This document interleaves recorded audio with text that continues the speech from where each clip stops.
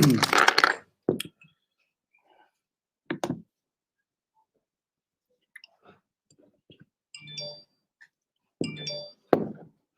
मेरा बच्चा हुआ आप टिश्यू पेपर दे दें मुझे, ये साफ करने के लिए।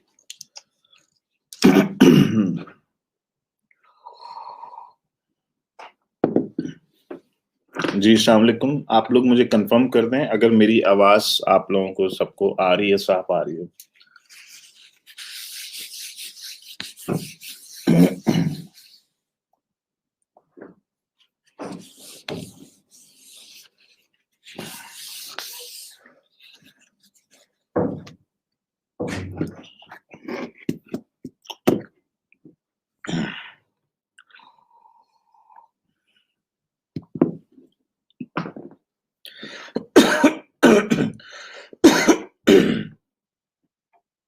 अच्छा जी, ठीक है। अगर आवाज़ सही आ रही है, तो हम लोग स्टार्ट करते हैं शॉर्टली।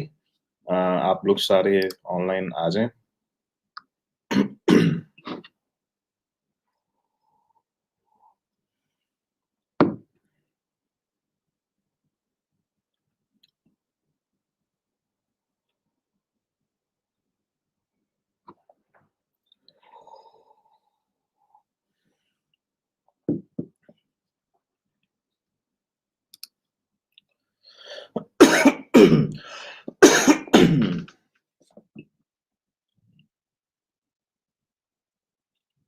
वैसे तबीयत तो सही नहीं मेरी आज।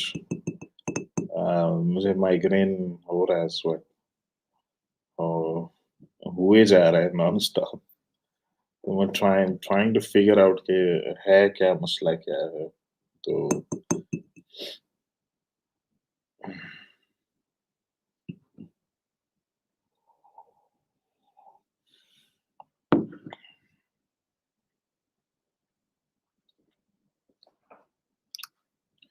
ठीक है जी, आप लोग तो हम स्टार्ट करते हैं अब आज का सेशन।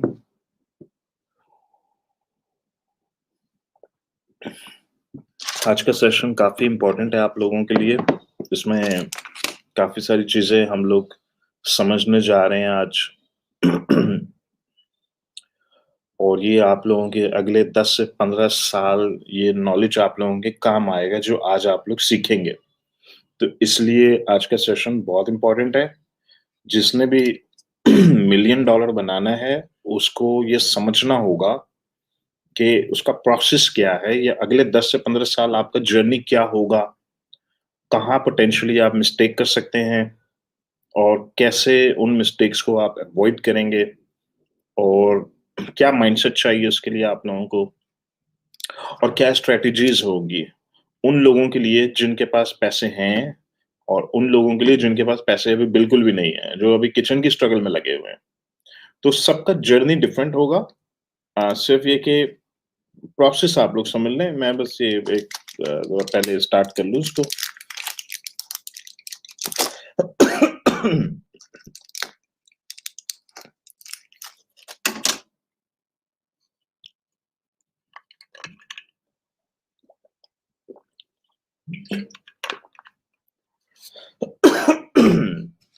अच्छा जी,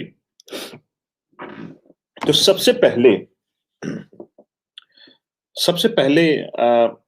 एक चीज़ आप लोग ज़हन में रख लें, वो ये है कि अ, आप लोगों का अगला 10 से 15 साल का जो सफ़र है, ये जर्नी है उसमें क्या माइंडसेट चाहिए, किस किस्म की सोच चाहिए होगी आप लोगों को, हम उसको स्टडी कर लेंगे। इस 10 से 15 साल के जर्नी में कुछ लोग 5 साल में मिलियनेयर बन जाएँगे, कुछ 15 साल में बनेंगे।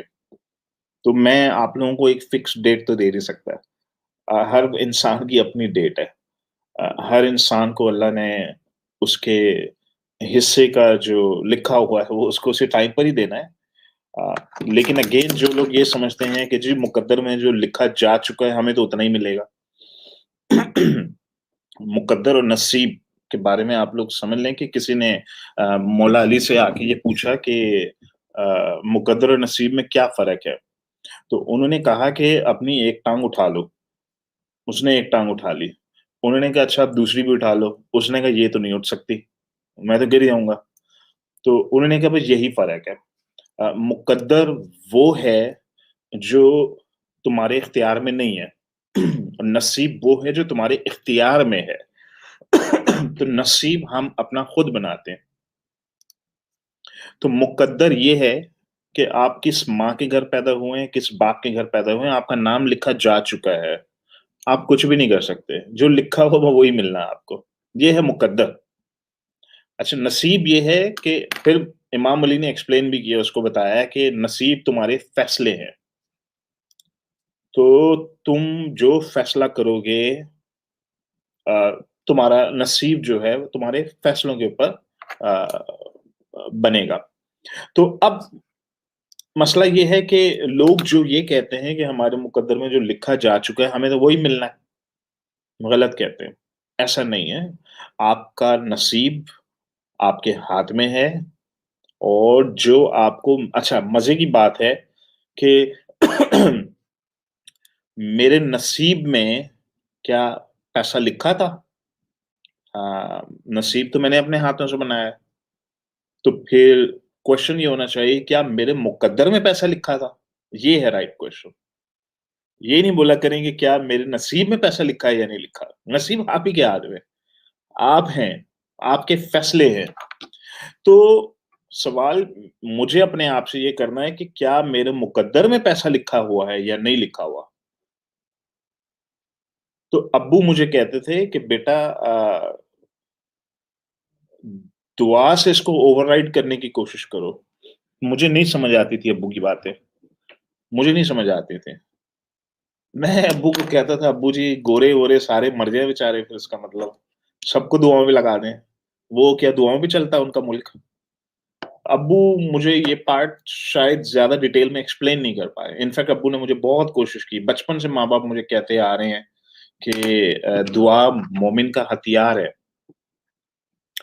और मैं वही अपनी अना में, अपनी अक्कड़ में तीस मार खान, मुझे नहीं समझ आती थी ये बातें उनकी। तो मुझे लगता था ये दुआ-शुआ जो है ना, ये सब मौलवियों के काम है। क्या अम्मी-अब्बू मेरे किन चक्करों में पड़े रहते हैं हर वक़्त, दुआ करो बेटा, दुआ करो। दुआ मोमिन का हथियार है। मुझे ये कॉन्सेप्ट ही नहीं समझ आता था। तो वो अ, तो जब मैं ये समझता था ये मौलवियों के काम है सारे। तो मैं अब्बू को यही कहता था, "अब्बू जी, गोरे फिर क्या करें? गोरा तो बगैर दुआओं के चल रहा है। आपके ख्याल में दुआएँ माँगता है।" ये वाला पार्ट अगर मुझे उस वक़्त अब्बू थोड़ा अगर अब इनफैक्ट अब्बू ने मुझे एक्सप्लेन करने की कोशिश की अ, कि दुआ आपके नसीब को ओवरराइड कर देती है। नसीब डिफ़ॉल्ट है। जो भी डिफ़ॉल्ट पीछे से लिखा हुआ वो हो रहा है, आपके साथ चला जा रहा है। तो नसीब पे इम्पैक्ट करती है। अब कैसे? अब आप लोग सुन लें, मैं एक्सप्लेन कर देता हूँ इसको आपको। गोरा जो है, गोरे जितने भी अपने मुल्कों में रह रहे हैं, उनका डिफ़ॉल्ट हमारे मुल्क के डिफ़ॉल्ट इकोसिस्टम से बेहतर है। तो हमारे मुल्क के अंदर भूख अफ़्लास के मसले हैं, पानी के मसले हैं, बिजली के मसले हैं। हमारा डिफ़ॉल्ट जो है, वो इतना अच्छा नहीं है, जितना उनका डिफ़ॉल्ट सिस्टम है बेसिकली। तो उनका बच्चा जो वहाँ उनके मुल्क में पैदा होता है, तो वो उस इकोसिस्टम के अंदर ग्रो अप हो जाता है। वो अब दुआ माँगे या ना माँगे, वो अपने डिफ़ॉल्ट इकोसिस्टम पे रिलाई कर रहा है। जिस तरह मेरे बच्चे हैं। मेरे बच्चे अगर नसीब की दुआ नहीं करेंगे, तो कोई मसला नहीं है। डिफ़ॉल्ट इकोसिस्टम पे रिलाई करो फिर आप लोग। डिफ़ॉल्ट क्या है? डिफ़ॉल्ट ये है बेटा कि आपके पास ऑस्ट्रेलियन पासपोर्ट भी है, आप लोगों के पास मलेशियन पासपोर्ट भी है, तो आप जाएँ ऑस्ट्रेलिया में कोई अपॉर्च्युनिटी ढूँढनी है, मलेशिया में कोई अपॉर्च्युनिटी ढूँढनी है, आपकी मर्ज़ी। ये इनका डिफ़ॉल्ट है भाई। अब ये डिफ़ॉल्ट क्या इतना अच्छा है? पाकिस्तान से ज़्यादा अच्छा है क्या ये वाला डिफ़ॉल्ट? जी, डेफ़िनिटली। ये वाला डिफ़ॉल्ट पाकिस्तान से ज़्यादा बेहतर है। तो अब ये ऑस्ट्रेलिया जाएगा, केएफसी में जॉब करेगा, मैकडॉनल्ड में जॉब करेगा, गाड़ी ले लेगा, अपने पैसों से ले लेगा, डैडी थोड़ी हेल्प कर दें, चलो डैडी भी हेल्प कर देंगे। इनकी लाइफ़ में वो मसले नहीं है जो हमारी लाइफ़ में थे, हमारी एज में जो मसले थे। तो हम जिस डिफ़ॉल्ट इकोसिस्टम में रहते हैं, वो इन गोरों के डिफ़ॉल्ट इकोसिस्टम से बहुत ज़्यादा नीचे है। बस इतना सा फ़र्क है। आप गोरे के किसी डिफ़ॉल्ट इकोसिस्टम में चले जाएँ, आप भी उसी इकोसिस्टम के हिसाब से ग्रो करना शुरू कर देंगे। बस इतना सा फ़र्क है। तो अब मैं कहता हूँ कि अच्छा मैं अपने डिफ़ॉल्ट को ओवरराइड कैसे करूँ? ये मेरा डिफ़ॉल्ट लिखा जा चुका है या मेरे साथ ये होना है। तो दुआ, दुआ एक टूल है बेसिकली, एक हथियार है। जिसने यूज़ करना है कर ले, जिसने नहीं यूज़ करना ना करे भाई। कोई ज़बरदस्ती नहीं है। हम कोई मौलवी लोग थोड़ी बैठे हुए हैं यहाँ पे। हम तो दुनियादार लोग हैं सारे यहाँ पे। मिलियन डॉलर बनाने की बात कर रहे हैं। लेकिन हम बिलीफ रखते हैं कि हम अल्लाह से माँगेंगे तो अल्लाह दे भी देगा। इमाम अली का कौल है कि जब उस ज़ात ने दुआ के दरवाज़े खोल रखे हैं, तो ये कैसे मुमकिन है कि कबूलियत के दरवाज़े बंद हों? कैसे मुमकिन है ये? जब उसने दुआ के दरवाज़े खोले हुए हैं आपके लिए और कबूलियत के बंद कर दे, कैसे पॉसिबल है? बस ये कि माँगना, माँगने का जो तरीका है ना, यहाँ पे लोग पूरी दुनिया फ़ेल हो जाती है। मैं भी मैं 20 साल से दुआएँ माँग रहा हूँ, रस्मी दुआएँ। रस्मी दुआ हर कोई माँगता है। पाकिस्तान में गले मिलेंगे, जी भाई दुआ कीजिएगा। भाई भी आगे से कहता है, जी बिल्कुल आपके लिए दुआ करेंगे। सब टोपी ड्रामा, सब बकवास है। सारे टोपियाँ बना रहे हैं एक-दूसरे को। जी भाई दुआ कीजिएगा मेरे लिए। आगे वो भी कहता है, जी, जी बिल्कुल आपके लिए बड़ी दुआएँ हैं। टोपियाँ, इसे दुआ कहते हैं आप लोग। भाई दुआ जब निकलती है ना, वो आँखें आपकी तर ना हो, आँखों से आँसू ना निकले, वो दुआ ही नहीं है जब तक आँखों से आँसू नहीं निकलेंगे आपके। और वो जो पावर है उसकी, वो जो पावर है, जिस जिस इंटेंसिटी से इंसान दुआ माँगता है, वो जाती है ऊपर तक, वो जाती है। तो बाकी सब टोपियाँ हैं और इससे बड़ी पावरफुल दुआ है जब इंसान किसी और के लिए माँगता है। सब टोपियाँ हैं। जी, जी, आपके लिए बड़ी दुआएँ हैं। जी, जी, बेटा बड़ी दुआएँ हैं आपके लिए। सब टोपियाँ हैं। ये जिसे दुआ कहते हैं आप लोग। 43 साल का मैं बाबा हो गया हूँ। पहले तो मैंने माना ही नहीं इस कॉन्सेप्ट को। और जब समझ आई, जब माँगा और जब मेरी दुआ कबूल हो गई, मिल भी गया, उसके बाद दूसरों के लिए माँगना, सवाल ही नहीं पैदा होता, सवाल ही नहीं पैदा होता। रस्मी रिवाज, जी, जी, बिल्कुल आपके लिए बड़ी दुआएँ। किसी और इंसान के लिए इंसान दुआ माँगे और इंटेंसिटी के साथ माँगे कि आँखें उसकी तर हो जाएँ। सुभान अल्लाह! ये मंज़िल किसी की आ ही ना जाए। ये वाला मुकाम किसी को मिल ही ना जाए। मैं तो कहता हूँ कहीं हो ही ना जाए ये, हमारी सोसाइटी के अंदर। कि एक इंसान किसी दूसरे इंसान के लिए दुआ माँग रहा है और उसी इंटेंसिटी के साथ माँग रहा है जिस तरह उसने अपने लिए माँगी और उसकी आँखें तर हैं। अपने लिए नहीं माँग रहा, किसी के लिए माँग रहा है। ये है दुआ, अमेज़िंग, इतनी पावरफुल है। You have no idea. आप लोगों ने अभी वो एक्सपीरियंस नहीं किया। तो बहरहाल खैर हम इसकी भी बात करेंगे, दुआ की भी बात करेंगे। अ, इसका क्या इम्पैक्ट है। तो नसीब का कॉन्सेप्ट समझ आ गया आप लोगों को कि नसीब आपके हाथ में है, आप ही के डिसीजंस हैं, आपके फैसले हैं और जो आप लोगों का जो मुकद्दर है, वो लिखा जा चुका है। अच्छा, अब मैंने अपने नसीब पे इम्पैक्ट पैदा किया। अ,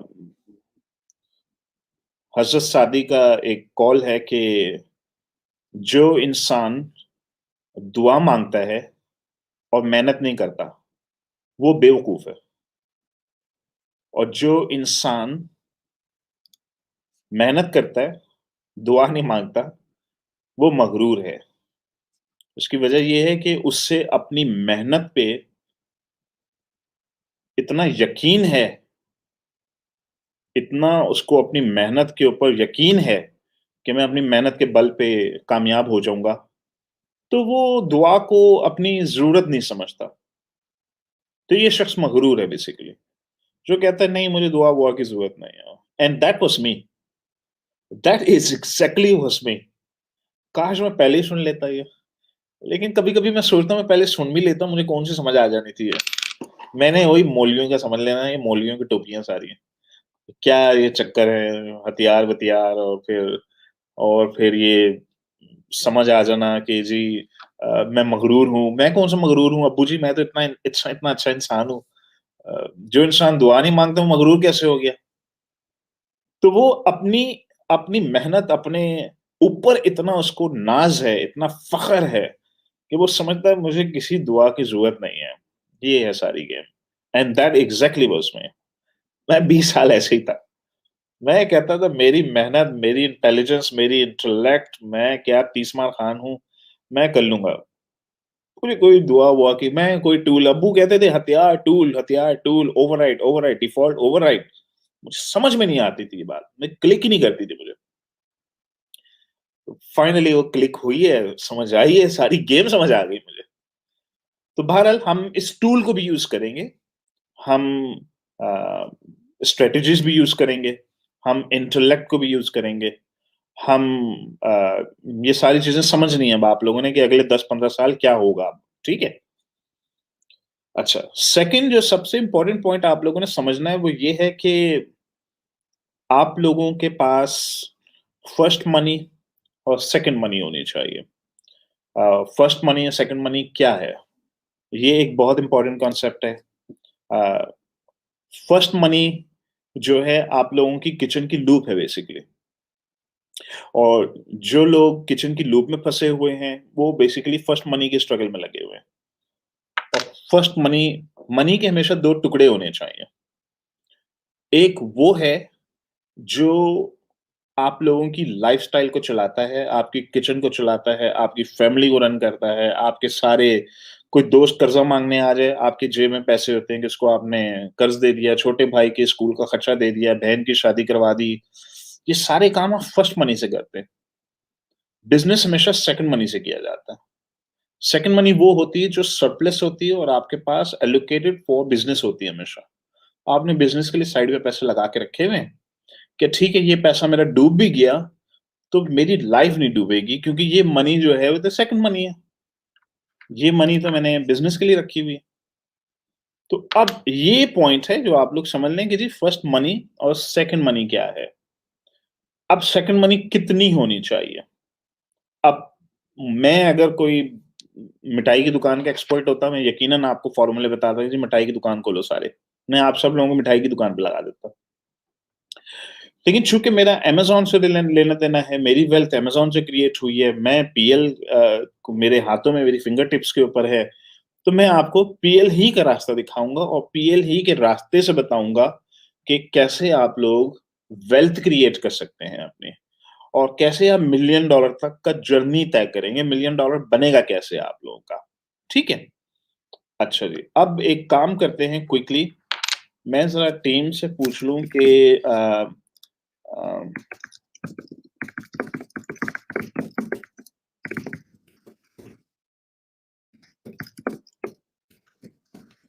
अ, मैं टीम से कह रहा हूँ कि जो शख्स बहुत जल्दबाज़ है, जो कह रहा है कि जल्दी से फ़ॉर्मूला बता दें, स्टार्ट करें उनको ब्लॉक कर दें। क्योंकि जल्दबाज़ होंगे तो वैसे ही कोई काम नहीं है, उनके तो ज़िंदगी में पैसे नहीं बनने वाले। जल्दबाज़ इंसान तो वैसे ही मरना है बेचारे ने। तो मैंने टीम को कहा है कि जो भी जल्दबाज़ ये कह रहा है कि जल्दी से फ़ॉर्मूला बता दें, स्टार्ट करें बस अब आप। तो इनको सबसे पहले बैन कर दो, यूट्यूब से भी और फेसबुक से भी और इनको ग्रुप से भी निकाल दो। ये बेचारे इस काबिल नहीं है, इन बेचारों को कुछ नहीं होने वाला। ये तोता बेचारा बहुत जल्दबाज़ होता है। वो कहता है दे दो, जल्दी से दे दो। अ, बिज़नेस करना, मिलियन डॉलर बनाना बड़ी साबरीन और शाकरीन का काम है। जो बंदा बहुत जल्दी में है, तो बेचारा उसका ये सेशन अटेंड करने का कोई फ़ायदा ही नहीं है। तो उन्हें चुन के निकालें। मैंने टीम से कहा है उन्हें चुन के निकालना है, चुन के ब्लॉक करें, फाइंड आउट करें इनके कमेंट्स और उन बेचारों को चुन के फ़ारिग कर दें, प्यार से निकाल दें। ठीक है? अच्छा, अब अब आ जाइए,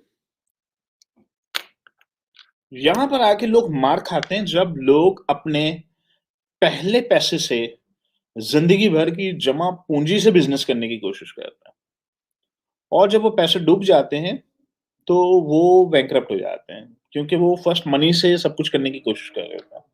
तो ज़ीरो से फर्स्ट मनी बनाना और फर्स्ट मनी से सेकंड मनी बनाना, सेकंड मनी से बिज़नेस बनाना, ये है राइट तरीका। ये है राइट तरीका और जो गलत तरीका है, वो ये है कि ज़ीरो से फर्स्ट मनी बनाना, फर्स्ट मनी को बिज़नेस पे लगा देना, पैसे डूब जाने के बाद बैंकरप्ट हो जाना, जो कि मैं सारी ज़िंदगी खुद करता रहा हूँ। ये है गलत तरीका। तो अ, तो फर्स्ट मनी से आपने लाइफ़स्टाइल चलानी है, आपकी किचन मनी, आपकी किचन इनकम भी फर्स्ट मनी से ही आनी है। तो फर्स्ट मनी से बिज़नेस नहीं करना चाहिए। सेकंड मनी से बिज़नेस करते हैं। अच्छा, हमारे यहाँ सोसाइटी में हो क्या रहा है? हमारे यहाँ सोसाइटी में ये हो रहा है कि माँ कहती है कि बेटा छत होनी चाहिए, छत अपनी होनी चाहिए। अच्छा, जब आप माँ से कहते हैं, माँ ये पैसों से मेरा बिज़नेस स्टार्ट कर रहा है। मैं अभी किराए के घर में रह रहे हैं, सुकून से रहें, सुकून से रहें। माँ कहती ठीक है बेटा, मेरे मरने के बाद एक छत ले लेना, अपने लिए ले लेना। ये है इमोशनल ब्लैकमेलिंग। तो अम्मियों को कौन समझाए? अम्मियों को कैसे समझाएँ? अ, अम्मियों को समझाना वाक़ई एक चैलेंजिंग इश्यू है सोसाइटी के लिए कि आप घर नहीं खरीद रहे। पाकिस्तान में हमारी सोसाइटी में सबसे बड़ा कॉन्सेप्ट ये प्लॉट ले लो, घर ले लो। तो अब हम प्लॉट की भी कैलकुलेशन कर लेते हैं, अब हम घर की भी कैलकुलेशन कर लेते हैं। अच्छा, एक घर खरीदने के लिए आपने बैंक से लोन लिया और आपने कोई 50 लाख अपनी कोई 5, 6, 7, 8 साल की मेहनत से 50 लाख जमा किया था। आपने बैंक से लोन लेके 50 लाख लेके आपने घर ले लिया, इंस्टॉलमेंट्स पे ले लिया। आपकी ज़िंदगी के 5 साल कद्दू बिज़नेस करना है अब आपने। छोड़ दें अब बिज़नेस को। इतना बड़ा मार्का, इतना बड़ा 30 मार खान आपने इतना बड़ा काम किया है कि जी ज़बरदस्त मुबारिक हो, घर ले लिया जी। बिज़नेस कैसे होगा अब आपका? खुद सोचें थोड़ी देर के लिए। चलें, अब हम लॉजिकली समझने की को अब अम्मी को लॉजिक तो समझ नहीं आती है। अम्मियों को तो खुद फ़ायदा कोई भी नहीं है। आप अम्मी को बिठा दें, मेरी वीडियो दिखा दें, अम्मी फिर भी नहीं मानेंगी। अम्मी बोलेंगी बेटा सुकून होना चाहिए, छत अपनी होनी चाहिए। वो है इमोशंस। अम्मी है ना, अम्मी बहुत प्यारी होती हैं। अम्मी हमेशा इमोशंस के ऊपर आपसे बात करेंगी और कि जी बेटा छत होनी चाहिए। तो भाई आपकी मर्ज़ी, आपने छत लेनी है, आप छत ले लें या आप बिज़नेस कर लें। मिलियनेयर आप बिज़नेस करके बन सकते हैं, छतें लेके मिलियनेयर नहीं, कोई इंसान नहीं मिलियनेयर बन सकता। मैं 3 मिलियन यूएस डॉलर के घरों की मैंने कमिटमेंट्स की हैं, 3-3 घर बनाए हैं। भाई मैं अब इस लाइफ़ के स्टेज में आ गया हूँ, तो मैं कर भी सकता हूँ, लेकिन उसमें भी मुझे उलझन होती है। मुझे उलझन इस बात की होती है कि ये 3 मिलियन डॉलर के मैंने 3 घर तो ले लिए, मेरे किस काम के? मेरे किस काम के? 1 टका तो मिल रहा नहीं मुझे इसमें से। आप बीवी को घर लेके दें, 2 करोड़ रुपए का। मैं कहता हूँ 10 करोड़ का लेके देते हैं। अब वापस लेके दिखा दूँ ज़रा। बेगम वो बिज़नेस में रिक्वायरमेंट आ गई है, तो मैं सोच रहा हूँ इस घर को बेच के वो बिज़नेस-विज़नेस करते हैं, फिर ले लेंगे। ले करके दिखा दें आप लोग। अम्मियों को आप घर लेके दे दें या बीवियों को घर लेके दे दें, 1 टका वापस नहीं आने वाला आपका। तो अब मुसीबत ये है कि मैं अपनी ज़िंदगी की एनर्जी 10 साल की तवन्नाइयाँ घर लेने पे लगा दूँ या उसी पैसे को बिज़नेस पे लगा दूँ। अब इनके दरमियान अब आप फ़र्क करके देख लें, जब आप घर फैमिली के लिए घर लेते हैं, 1 करोड़, 2 करोड़ का घर लेते हैं, तो अब वो 1 करोड़ का हो या 10 करोड़ का हो, फ़र्क कोई भी नहीं पड़ा। हमारी ज़िंदगी पे कोई इम्पैक्ट नहीं आता। हम एंटरप्रेन्योर लोग जो हैं, वो पैसे हमारे थोड़ी हैं, घर वालों के। हाथ डालेंगे उस घर के ऊपर, बीवी खड़ी हो जाएगी, अब्बा जी खड़े हो जाएँगे, अम्मा जी खड़ी हो जाएँगी, भाभियाँ खड़ी हो जाएँगी, पूरा खानदान खड़ा हो जाएगा कि आपने कैसे सोच कैसे लिया? तो अब आप मुझे आके बोलें सनी भाई 10 करोड़ का घर है मेरा। भाई 10 का हो या 1 का हो, आपके किसी काम का है? ये है मेरा क्वेश्चन आपसे। बेच के दिखाओ ज़रा इसको। लाओ 10 करोड़ कैश लेकर आओ मेरे पास, दिखाओ ज़रा। नहीं, वो तो नहीं बिक सकता। जाओ फिर अपना कुछ और कोई और इंतज़ाम करो। पैसों का इंतज़ाम आप कहीं और से करो आप अगर बिज़नेस बिल्ड करना है तो। घर को नहीं काउंट किया करें आप लोग। घर को काउंट करना बेकार है, किसी काम का नहीं। ठीक है? ये पॉइंट क्लियर हो गया आप लोगों का। तो आप जब अपनी अ, वेल्थ के अंदर घर की वैल्यूएशन को काउंट कर लें, ज़ीरो वैल्यूएशन है। कोई किसी किसी खाते में नहीं आता आपका घर। अब हम ये सोचते हैं कि अच्छा फिर हम क्या करें? अम्मी को कैसे समझाएँ? भाई आपकी अम्मी है, मेरी अम्मी होती मैं समझा लेता। आपकी अम्मी अब आप ही समझाएँ जाके और मेरी वीडियोज़ ना दिखाया करें आप लोग। अम्मियों को लॉजिक तो वैसे ही नहीं समझ आनी, लॉजिक की बात ना करें। आप कि तारों-वारों की बात करें कि तारें हिलाएँ दिमाग की, कुछ इमोशंस के साथ खेलें थोड़ा-सा, कुछ फिगर आउट करें। आप लोग अब फिगर आउट करें वो वाला काम, ठीक है? अच्छा जी। अ, तो मैं एक ओवरसीज़ पाकिस्तानी हूँ, मैं एक प्लॉट ले लेता हूँ।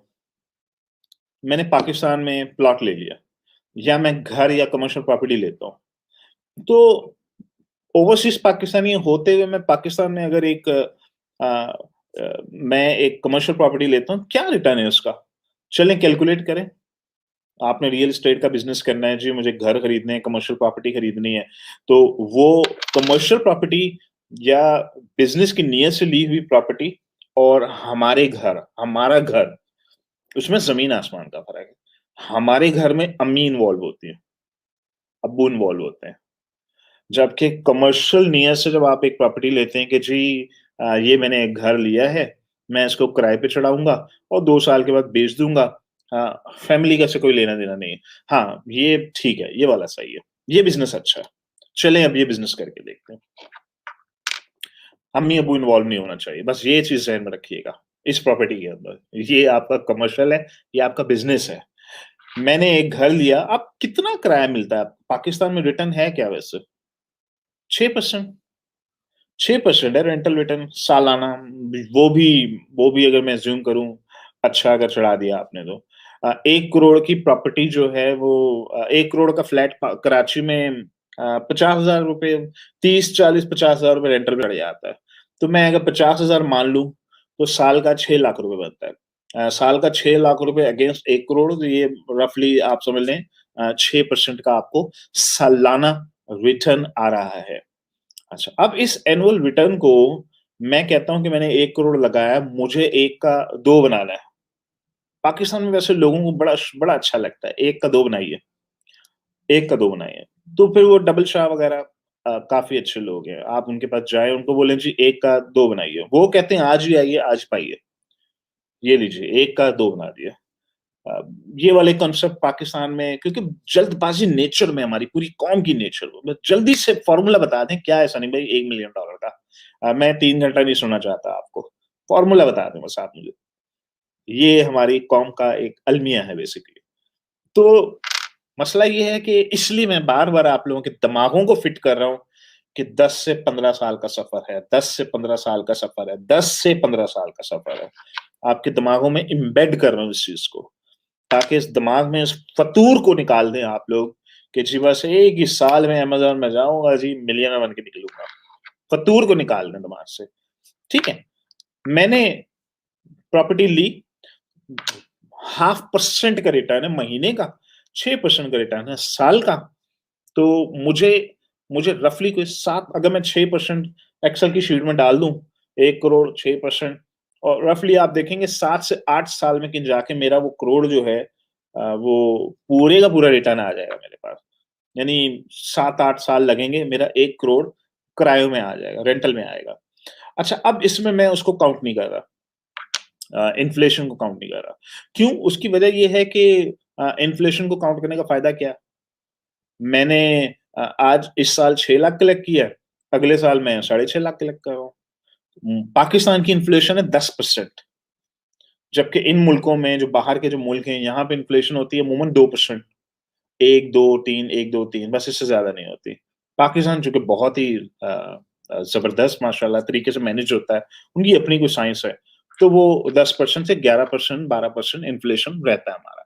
यानी जो चीज़ मैं आज ₹100 की खरीद रहा हूँ, वो अगले साल ₹112 की होगी, ठीक है? तो लोग रेंटल में भी अपना 10% हर साल ऐड कर देते हैं। तो टेक्निकली इन्फ्लेशन का जो ओनर है उसको फ़र्क नहीं पड़ता। तो मैं इसको 6% को 6% ही समझूँगा। अच्छा, अब मैं यहाँ पर एक क्लेवर काम करता हूँ। क्लेवर काम ये है, मैं पाकिस्तान में रहता हूँ, मैं पाकिस्तानी इकोनॉमी में खाता हूँ, पाकिस्तानी इकोनॉमी में पीता हूँ, पाकिस्तानी इकोनॉमी में खर्च करता हूँ और वहीं रहता हूँ। तो मेरी ज़िंदगी में भी इन्फ्लेशन अप्लाई हो रहा है। मैंने पूरे 1 साल में 6 लाख रुपया कलेक्ट किया, उस प्रॉपर्टी के अगेंस्ट में, रेंटल कलेक्ट किया और मेरे पाकिस्तानी बैंक अकाउंट में पड़ा हुआ है। इन्फ्लेशन 10% की वजह से उस 6 लाख की वर्थ 6 लाख रही नहीं। वो बेचारा 6 लाख जो है वो श्रिंक होके कुछ 5.5 लाख उसकी औकात हो गई बेसिकली। यानी 6 लाख रुपए में मुझे कोई कोई फ्रिज-व्रिज मैं खरीद सकता छोटी गाड़ी अगर मैं खरीद सकता था, वो अब मेरे 6 लाख की वैल्यू नहीं रही, वो तो 5.5 लाख उसकी वैल्यू हो गई है। तो वो मेरा यहाँ पे लॉस हो रहा है। तो ओवरसीज़ पाकिस्तानियों को इस चीज़ का एडवांटेज ज़रूर होता है कि वो हर महीने ₹50,000 रेंटल कलेक्ट करेगा, साथ ही इसको डॉलर में कन्वर्ट करके या तो डॉलर अकाउंट में डाल दिया या अपने मुल्क में मंगवा लिया। तो मैं लेट्स से उस 6 लाख को मलेशियन रिंगिट में कन्वर्ट करके ऑलरेडी ले आया हूँ। अच्छा, अब मुझे फ़ायदा ये हो रहा है कि मैं 10% अपने टेनेंट के ऊपर डाले जा रहा हूँ हर साल कि भाई इन्फ्लेशन 10% हो रही है, चलो शाबाश 10% दो मुझे। जबकि रहता मैं मलेशिया में हूँ जहाँ पे इन्फ्लेशन 2% है। तो अब मैं तो यहाँ फ़ायदे में हूँ। मुझे 8% का एक्स्ट्रा ही फ़ायदा हो गया यहाँ पे। हर साल हो रहा है मुझे। इस चीज़ को भी आप लोग ज़हन में रख लें कि जो लोग प्रॉपर्टियाँ खरीद के रेंटल पे चढ़ा रहे हैं, ठीक है? तो आप लोग पाकिस्तानी इन्फ्लेशन के ऊपर रेंट कलेक्ट करते हैं, रहते बाहर हैं या उसी पैसे को डॉलर में कन्वर्ट कर देते हैं। क्यों? क्योंकि ये बिज़नेस है, ये सेकंड मनी की मैं बात कर रहा हूँ। फर्स्ट मनी की तो बात ही नहीं हो रही यहाँ पे। फर्स्ट मनी को यूज़ कर लिया ना अगर ये घर खरीदने के लिए और किराया कलेक्ट करने के लिए, तो मुसीबत ये है कि मैं हर महीने ₹50,000 कमाता हूँ और खा लेता हूँ। क्योंकि फर्स्ट मनी से ये मैंने बिज़नेस बिल्ड किया है और ये बिज़नेस जो भी मुझे प्रॉफ़िट देगा, मुझे हर महीने खाना है इसको। मतलब खाने के लिए रखा हुआ है। मैं ग्रो ही नहीं कर सकूँगा इस बिज़नेस को। बिज़नेस हमेशा सेकंड मनी से ग्रो करता है, फर्स्ट मनी से नहीं ग्रो करता। फर्स्ट मनी से तो इंसान स्ट्रगल ही कर रहा होता है। बस किसी तरह मेरा किचन चल जाए। जी, मैंने ये बिज़नेस कर लिया, मैंने एक घर ले लिया। ज़िंदगी की सारी जमा पूँजी 1 करोड़ लगा के मैंने ये फ्लैट लिया। हर महीने अल्हम्दुलिल्लाह ₹50,000 आता है। हम इस ₹50,000 से अपना घर-बार चलाते हैं और हम बस ज़िंदगी की गुज़र-बसर कर रहे हैं बस किसी तरीके से। ये मुसीबत है फर्स्ट मनी की। अच्छा, जो बंदा 1 लाख रुपए की जॉब कर रहा है महीने की, उसने समहाउ 1 करोड़ का ये किराए पे लेके डाल दिया। ₹50,000 आए जा रहा है। वो उस ₹50,000 को डॉलर में कन्वर्ट किए जा रहा है, रखे जा रहा है, रखे जा रहा है, रखे जा रहा है, रखे जा रहा है, रखे जा रहा है, रखे वो कहता है सेकंड मनी के पास ही रहना चाहिए, मेरे पास ये ₹50,000 नहीं आना चाहिए। मैं नहीं यूज़ कर सकता, ये बिज़नेस का पैसा बिज़नेस में ही रखो इसको। फर्स्ट मनी 1 लाख रुपए महीने का कमाता हूँ, ये मेरी फर्स्ट मनी है, इससे मैं अपना घर चलाऊँ, मरूँ, खपूँ, मुझे कम पड़े, ज़्यादा पड़े, बस यही है जी, मैंने इसी से लाइफ़ चलानी है अपनी। मेरा दोस्त कहता है उधार चाहिए, मैं भाई यहीं से उधार दूँगा उसको, फर्स्ट मनी से ही दूँगा। होगा तो दे दूँगा, नहीं होगा तो बोलूँगा यार मेरे पास नहीं है, आई एम सॉरी। क्यों? Second money is not mine, ये बिज़नेस की है। ये बिज़नेस का पैसा मैं इसको टच ही नहीं कर सकता, आई एम सॉरी। भाई सेकंड मनी को अगर मैंने खाना शुरू कर दिया तो ग्रो कैसे करूँगा? मैं दूसरा घर कब लूँगा फिर? अगर मैंने ये ₹50,000 महीने का खाना शुरू कर दिया, तो मेरी कैलकुलेशन के मुताबिक तो मैं अगर इसको घुमाए जाऊँ, तो कहीं जाके 7-8 साल में मुझे 1 करोड़ मिल जाना है। प्रॉपर्टी वहीं की वहीं है और 1 करोड़ कैश मेरे पास होगा 7-8 साल के बाद, फिर मैं दूसरा घर ले लूँगा। ये है सेकंड मनी को घुमाना। तो भाई मैं कैसे निकाल लूँ इसमें से पैसे? मैं नहीं निकाल सकता। ये फर्स्ट मनी है, ये मेरी इनकम, मेरी किचन मनी है, यहाँ से मैं आपको लोन दे देता हूँ। कॉन्सेप्ट समझने की कोशिश करें आप लोग। ये बहुत इंपॉर्टेंट कॉन्सेप्ट है, ये अगर आपको ये चीज़ें समझ आ गई ना फर्स्ट मनी, सेकंड मनी, मज़े की बात है मुझे ही समझ आ जाते हैं। मुझे ही समझ आ जाते हैं। मैं कोई कोई मुझे समझा देता, लाइफ़ बन जानी थी मेरी। बाबे हो गए हम तो समझते-समझते ही इसको। लेकिन बड़ी बात है, समझ आ गई। तो आप लोगों को एट लीस्ट समझ आ जानी चाहिए। अच्छा चलें, एक पार्ट क्लियर हो गया। अब आते हैं सेकंड पार्ट की तरफ। आप में से बहुत से लोग बोलेंगे हमारी तो फर्स्ट मनी की स्ट्रगल नहीं खत्म हो रही सनी भाई, आप सेकंड मनी पे चले गए सीधा। देखिए मुझे हर क्लास का सॉल्यूशन निकालना है।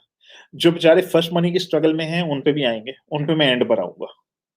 और जिनके पास सेकंड मनी है, सरप्लस मनी पड़ी हुई है, बिज़नेस के लिए डेडिकेटेड, जो बिज़नेस का पैसा एक बार बिज़नेस के लिए डेडिकेट कर दें, हाथ मत लगाएँ इसको आप। सनी भाई मैंने 5 करोड़ रुपए जो है ना बिज़नेस के लिए डेडिकेट किया हुआ है। दुनिया का कोई भी बंदा उधार माँगने आ जाए, सेकंड मनी टच नहीं कर सकता मैं। हाँ, फर्स्ट मनी भी मेरी बेहतरीन है, मैं महीने का 3 लाख रुपए मेरी सैलरी है, बेहतरीन घर चल रहा है, 1 लाख रुपए हर महीने में सेव कर लेता हूँ। तो साल के एंड पे 12 लाख रुपए मेरी फर्स्ट मनी का अपना एक लाइफ साइकिल, उसमें भी पैसा मेरे पास पड़ा हुआ, उसमें भी कोई 1 करोड़ पड़ा हुआ है मेरे पास। ये मेरी फर्स्ट मनी। फैमिली, बीवी, बच्चे, किचन, अम्मी-अब्बू, दोस्त, यार, खानदान वाले, शादी करा दो, फलाँ को कर्ज़ा दे दो। ये जी फर्स्ट मनी मैंने रखी हुई 1 करोड़ है मेरे पास। ठीक है? और हर महीने लाख रुपए सेव हो जाता है। अच्छा जी, सेकंड मनी में क्या है आपके पास? जी, सेकंड मनी में सनी भाई मेरे पास इस वक़्त 2 करोड़ रुपए बैंक में पड़ा हुआ है और मैंने उसमें एक मिठाई की दुकान ले ली थी। उससे हर महीने मुझे प्रॉफ़िट आ रहा है। रफ़ली कोई 5 लाख रुपए महीने का प्रॉफ़िट आता है। तो वो सेकंड मनी वाले बैंक अकाउंट में जाए जा रहा है, जाए जा रहा है, घूमे जा रहा है, घूमे जा रहा है, घूमे जा रहा है। उसमें मेरे पास 5 साल से कोई 4 करोड़ जमा हुआ है। अब मुझे नहीं पता इस 4 करोड़ का करना क्या है मैंने। कॉन्सेप्ट क्लियर हो गया आप लोगों को? फर्स्ट मनी का साइकिल ही अलग है, सेकंड मनी का साइकिल ही अलग है। आपकी मुसीबतें सारी लाइफ में उस वक़्त आती हैं जब आप फर्स्ट मनी, सेकंड मनी को मिक्स करते हैं और बिज़नेस से निकाल के घर के मसले हल करने की कोशिश करते हैं। घर की, खानदान की, फैमिली की जायदाद बेच के उससे बिज़नेस करने की कोशिश करते हैं। यहाँ आती है सारी मुसीबतें, यहाँ आती हैं सारी मुसीबतें। ठीक है? मेरे पास लोग आते हैं कि सनी भाई मेरी एक प्रॉपर्टी है, रूरल एरियाज़ में बहुत इतने एकड़ की ज़मीन है। मैं वो बेचने की कोशिश कर रहा हूँ, अम्मी-अब्बू नहीं मान रहे। मैं उनसे एक सवाल करता हूँ कि अ, घर वाले क्या कहते हैं आपके बारे में? सनी भाई घर वाले सारे लान-तान करते हैं मुझे। कोई मेरी बात नहीं सुनता। मैं इतना कोई महान इंसान हूँ, कोई मेरी बात नहीं सुनता घर में, समझ में नहीं आती क्या करूँ? मैं उसको कहता हूँ गलती से भी घर नहीं बेचना, गलती से भी नहीं बेचना, ये गलती नहीं करना कभी अपनी लाइफ़ में। मैं उस बेचारे को ये नहीं कह सकता कि आप इंतहाई बेवकूफ़ इंसान हैं। वो तो मुझे पता है कि मैं एक बेवकूफ़ इंसान से डील कर रहा हूँ। बेवकूफ़ों की सबसे बड़ी पहचान ही यही होती है कि सारे घरवाले उसको बेवकूफ़ कहते हैं। घर में कोई उसकी सुनता नहीं बेचारे की। समझ जाएँ आप एक बेवकूफ़ इंसान से डील कर रहे हैं। समझ जाएँ। किसी इंसान के बारे में पूछना हो ना कि बेवकूफ़ है या अक्लमंद है, सिर्फ़ उसके पूछ लें भाई घरवालों की क्या राय है आपके बारे में? उसी वक़्त समझ आ जाएगी आप एक बेवकूफ़ शख़्स से डील कर रहे हैं, जिसके सारे घरवाले उसको बेवकूफ़ कहते हों, सारे घरवाले उस पे ट्रस्ट ना करते हों। क्यों? वो हर बार उनके पैसे डुबो देता है, वो हर बार कोई ना कोई उल्टा काम कर देता है। घरवाले कहते हैं ये नालायक है, ये हमारे घर का नालायक है। अच्छा उसमें नालायकों में भी कुछ बड़े अच्छे निकल भी आते हैं। देखिए मैं 90% general 90% 10% exceptions are always there right? तो 90% के ऊपर ये फ़ॉर्मूला अप्लाई होता है कि जब घर वाले ट्रस्ट ना करते हों किसी बच्चे के ऊपर, तो या तो वो नालायक है, बेवकूफ़ है या अभी वो बहुत यंग होगा। क्यों? 21 साल के बच्चे ने तो डुबोने ही तो होते हैं पैसे। तो क्या हुआ डुबो दिए तो? क्या हुआ उसने डुबो दिए तो? कोई बात नहीं। लेकिन 21 साल का बच्चा पैसे डुबो दे और घर वाले इसको लान-तान करना शुरू कर दें, नाउ दैट इज़ अनफेयर। ये अनफेयर है। तो अभी मैं उसको गुंजाइश दूँगा कि ठीक है अभी 21 साल का है, अभी इसके पैसे डुबोने का टाइम है। हो सकता है 25-26 मारे खा-खा के, खा-खा के, खा-खा के 30 की उम्र में पापी बन जाए, अपने बिज़नेस के अंदर। 10 साल अभी इसने मार खानी है। लेकिन एक 32 साल का शख्स मेरे पास आ जाए, जी सनी भाई मैं बहुत महान इंसान हूँ, अम्मी-अब्बू नहीं मानते, मेरे घरवाले बुरा-भला मुझे कहते हैं, मुझे प्रॉपर्टी नहीं बेचने देते। मैं समझ जाऊँगा ये बेवकूफ़ आदमी से डील कर रहा हूँ। 10-12 साल इसने प्रूव कर दिया अपने माँ-बाप को जो भी करना था। ठीक है? अच्छा अब आते हैं हम दोबारा प्रॉपर्टी की तरफ। तो मैं एक प्रॉपर्टी ले लेता हूँ, 6% का सालाना मेरा रिटर्न है। अगर वो मेरी सेकंड मनी है और वो मैं पैसे डिपॉज़िट करता हूँ बैंक में यूएस डॉलर या किसी ऐसी करेंसी में जिसकी इन्फ्लेशन पाकिस्तानी रुपीज़ से ज़रा कम है। पाकिस्तानी रुपीज़ तो 10, 11, 12 10, 11, 12% के हिसाब से वो इन्फ्लेशन चल रही होती है उसके अंदर। तो मैंने लेट्स से डॉलर में रखवा दिया या मैं ओवरसीज़ में हूँ। तो मैं 6% जमा किए जा रहा हूँ, साइड पे किए जा रहा हूँ, किए जा रहा हूँ, किए जा रहा हूँ, किए जा रहा हूँ। मैं उसको टच ही नहीं करता। तो 7-8 साल के बाद वो उसी मनी को घुमा-घुमा के मैंने कोई 1 करोड़ बना लिया अपना। अगर मैं उस मनी को नहीं घुमाता खाए जा रहा हूँ, खाए जा रहा हूँ, खाए जा रहा हूँ, तो फिर मैं एप्रिसिएशन पे अब डिपेंड करूँगा कि प्रॉपर्टी की एप्रिसिएशन क्या है। पाकिस्तान में एक टाइम था, बहुत ज़बरदस्त एप्रिसिएशन होती थी। प्रॉपर्टियाँ रातों-रात मल्टीप्लाई हुआ करती थी। फाइलें बिकती थी। हाइप ओवर अननेसेसरी हाइप भी था मार्केट के अंदर। अब वो स्टेबिलिटी आ रही है, गवर्नमेंट की नई पॉलिसीज़, स्टैम्प ड्यूटियाँ लगा दो, ये लगा दो, वो लगा दो, फ्लिपिंग उन्होंने कहा फ्लिपिंग बंद करो। किसी भी मुल्क में प्रॉपर्टी को कंट्रोल करने के लिए सबसे पहले फ्लिपिंग कंट्रोल की जाती है। अननेसेसरी फ्लिपिंग जिस तरह दुबई में होती थी। आज बंदे ने 100 की खरीदी, रात को 110 की बेच दी, सुबह वाले ने 120 की बेच दी, द शाम वाले ने 130 की बेच दी। वो जी प्रॉपर्टी फूले जा रही है, फूले जा रही है, फूले जा रही है, अननेसेसरी हाइप। तो वो फ्लिपिंग को कंट्रोल करने के लिए जिस तरह मलेशिया गवर्नमेंट भी यही करती है, वो कहते हैं जी 5 साल से पहले अगर आपने प्रॉपर्टी बेची, तो आप पे स्टैम्प ड्यूटी इतनी बढ़ेगी। 3 साल में बेची तो इतनी बढ़ेगी, 5 साल के बाद 0। तो अब जिसने भी खरीदनी वो 5 साल के लिए रखेगा अपनी गोद में रखेगा उस प्रॉपर्टी को सँभाल के रखेगा, 5 साल बाद बेचेगा। तो अननेसेसरी फ्लिपिंग जो है वो हाइप क्रिएट करती है। तो अ, मैंने अब पाकिस्तान में क्या सिचुएशन है, एप्रिसिएशन किस रफ्तार से हो रही है? रेंटल मनी 6% सालाना आ रही है, क्या वो 4% ग्रो कर रही है? 5% कर रही है, 6% कर रही है, डिफरेंट एरियाज़, डिफरेंट इतने ज़्यादा वेरिएबल्स हैं कि एक फ़ॉर्मूला तो कोई है नहीं। इन मुल्कों का एक जनरल बता देता हूँ, 3 से 4% एप्रिसिएशन होता है। $1,00,000 की प्रॉपर्टी 1,03,000 1,04,000 की हो जाएगी आपकी 1 साल के बाद। फिर वो बढ़ती रहेगी 4 3 4 के हिसाब से ग्रो करेगी। एंड ऑफ द डे आप 10% बना रहे हैं इस प्रॉपर्टी के ऊपर एप्रिसिएशन प्लस आप जो रेंटल मनी जो कलेक्ट कर रहे थे। अच्छा जो लोग प्लॉट ले लेते हैं, उसमें रेंटल मनी तो आती नहीं है। तो आप डिपेंड कर रहे होते हैं सिर्फ़ और सिर्फ़ एप्रिसिएशन के ऊपर, कि ये एप्रिशिएट करेगी तो मैं 4 पैसे इसमें से बना के क्विट कर जाऊँगा। पाकिस्तान में फाइनल यही एक बिज़नेस था। चलें, अब हमने ये कॉन्सेप्ट क्लियर कर लिया। फर्स्ट मनी भी समझ आ गई, सेकंड मनी भी समझ आ गई। हमें प्लॉट का भी समझ आ गया कि प्लॉट या घर मैं फैमिली के लिए लूँगा, तो मेरे किसी भी काम का नहीं हो, 2 करोड़ का हो या 10 करोड़ का मेरी तरफ से। मेरी मेरी नज़र में उसकी ज़ीरो वैल्यू है। मैं मेरे बिज़नेस में किसी काम का नहीं, मैं उससे कोई पैसे निकाल तो सकता नहीं हूँ, तो कोई फ़ायदा नहीं है। तो हमेशा एज़ अ एंटरप्रेन्योर आपको रेंटल के घरों में रहना चाहिए। अब ये कॉन्सेप्ट है सदियों से हमारे बाप-दादाओं ने एम्बेड किया हुआ था हमारे दिमाग के अंदर। अपनी छत, अपनी छत, अपनी छत, अपनी छत। अब ये बहुत डिफिकल्ट हो जाएगा नई जनरेशन के लिए, एंटरप्रेन्योर्स के लिए इसको समझना कि अच्छा, अपना घर तो किसी काम का नहीं होता। हमें तो रेंटल पे रहना चाहिए। भाई रेंटल पे रहें आप, रेंटल पे रहें। अपने 50 लाख रुपए आपने सेविंग्स जमा की हुई हैं, उस 50 लाख को डबो दें आप, बिज़नेस में डबो दें, डबो दें। प्रॉपर्टी के अंदर लगा के सुकून की नींद सोऊँगा। भाई सुकून की नींद सोएँ आप, ₹50,000 रेंटल जा रहा है तो आप एंटरप्रेन्योर हैं। आप एंटरप्रेन्योर हैं भाई, आप कोई बला हैं, कोई चीज़ है भाई। एंटरप्रेन्योर जो है अ, वो अपनी सेफ्टी नेट का इतना फ़िक्र नहीं करता, वो तो मनी बनानी आती है उसको। एंटरप्रेन्योर्स जो हैं वो क्लेवर हैं, स्मार्ट हैं, वो मनी बना लेते हैं, वो मनी ढूँढ लेते हैं इधर-उधर से। ये वाला माइंडसेट पैदा करें आप लोग। तो रह लेना 40-50,000 किराए के घर में रह लें। कितने साल रहेंगे? 2 साल, 3 साल, 4 साल, 5 साल, 10 साल। एक दिन खरीद लेंगे। जब आप मल्टी मिलियनेयर बनेंगे भाई आप 5 घर खरीद लें, 10 घर खरीद लें, घरों का मसला नहीं है। खरीद लेंगे, उस वक़्त खरीद लेंगे। ये जो टेम्पटेशन है ना, ये प्रॉपर्टी इतने की है, बस जल्दी से बड़ी-बड़ी मैं ले लूँ, ले लूँ, ले लूँ, किसी तरीके से ले लूँ। ये प्रॉपर्टियाँ आज से 2000 साल पहले भी बिकती थी, 1000 साल पहले भी बिकती थी। आज आप किसी से बात करें 1970 वाले से, तो वो यही है कि जी दादा-अबू ने ये प्रॉपर्टी 1970 में ले ली थी। आज हम इसका फल खा रहे हैं। भाई आप आज जो प्रॉपर्टी लेंगे, आज 40 साल वाले फल खाएँगे, आप नहीं खाएँगे। प्रॉपर्टी का फल हमेशा 40 साल के बाद वाला खाता है।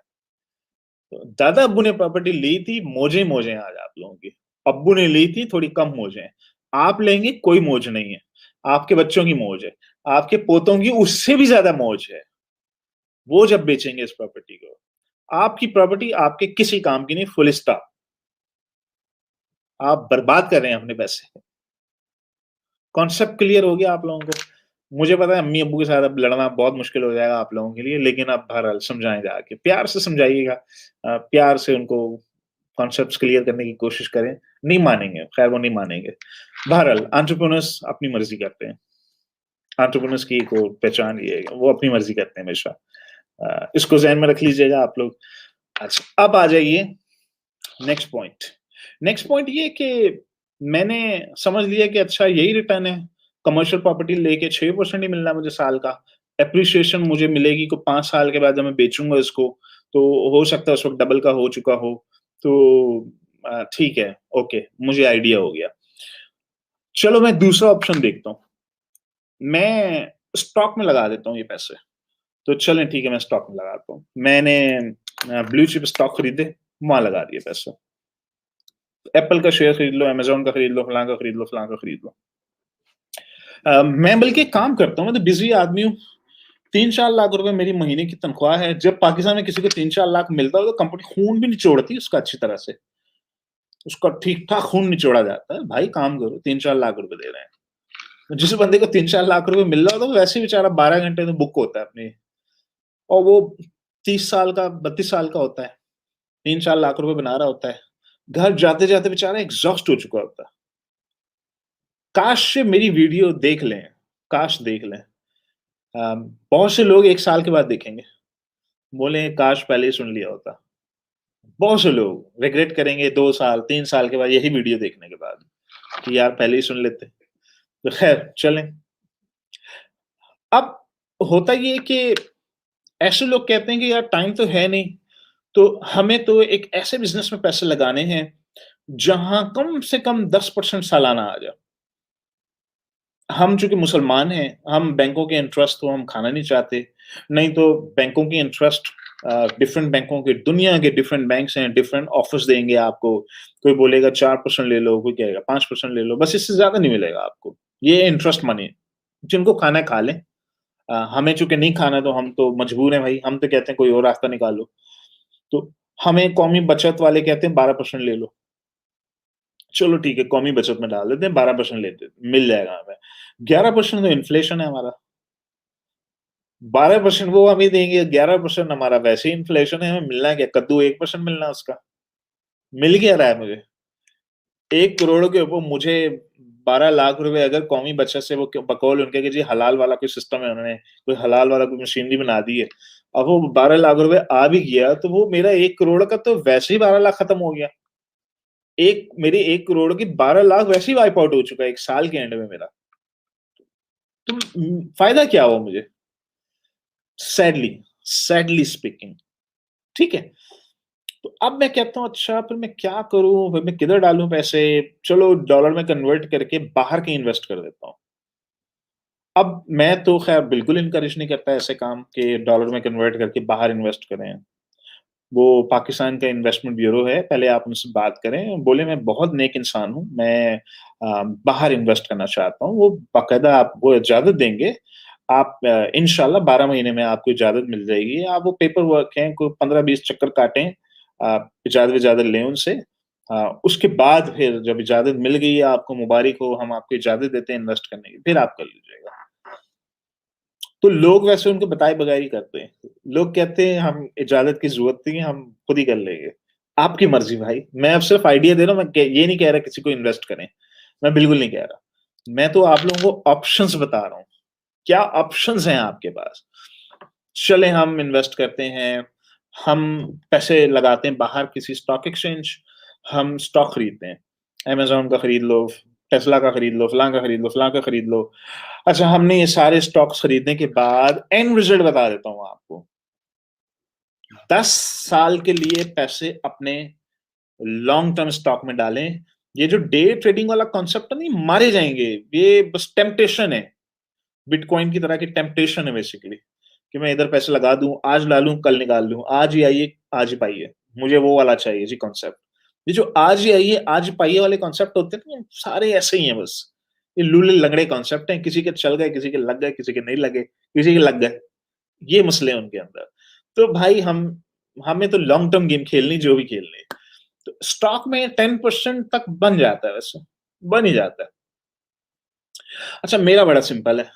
मैं तो कहता हूँ कि किसी बैंकर को पकड़ो, बैंक वालों को बोलो कि भाई ये मेरे पैसे हैं।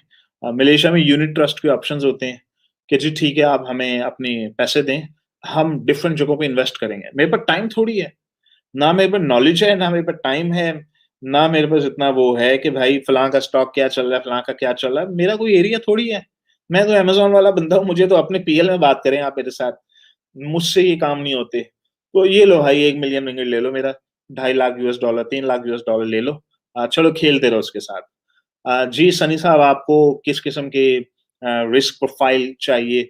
मीडियम रिस्क ले लो, कोई बात नहीं, थोड़े बहुत डूब जाएँगे, ओके डूबने दो। ये लोग एक्सपर्ट हैं अपनी लाइन के।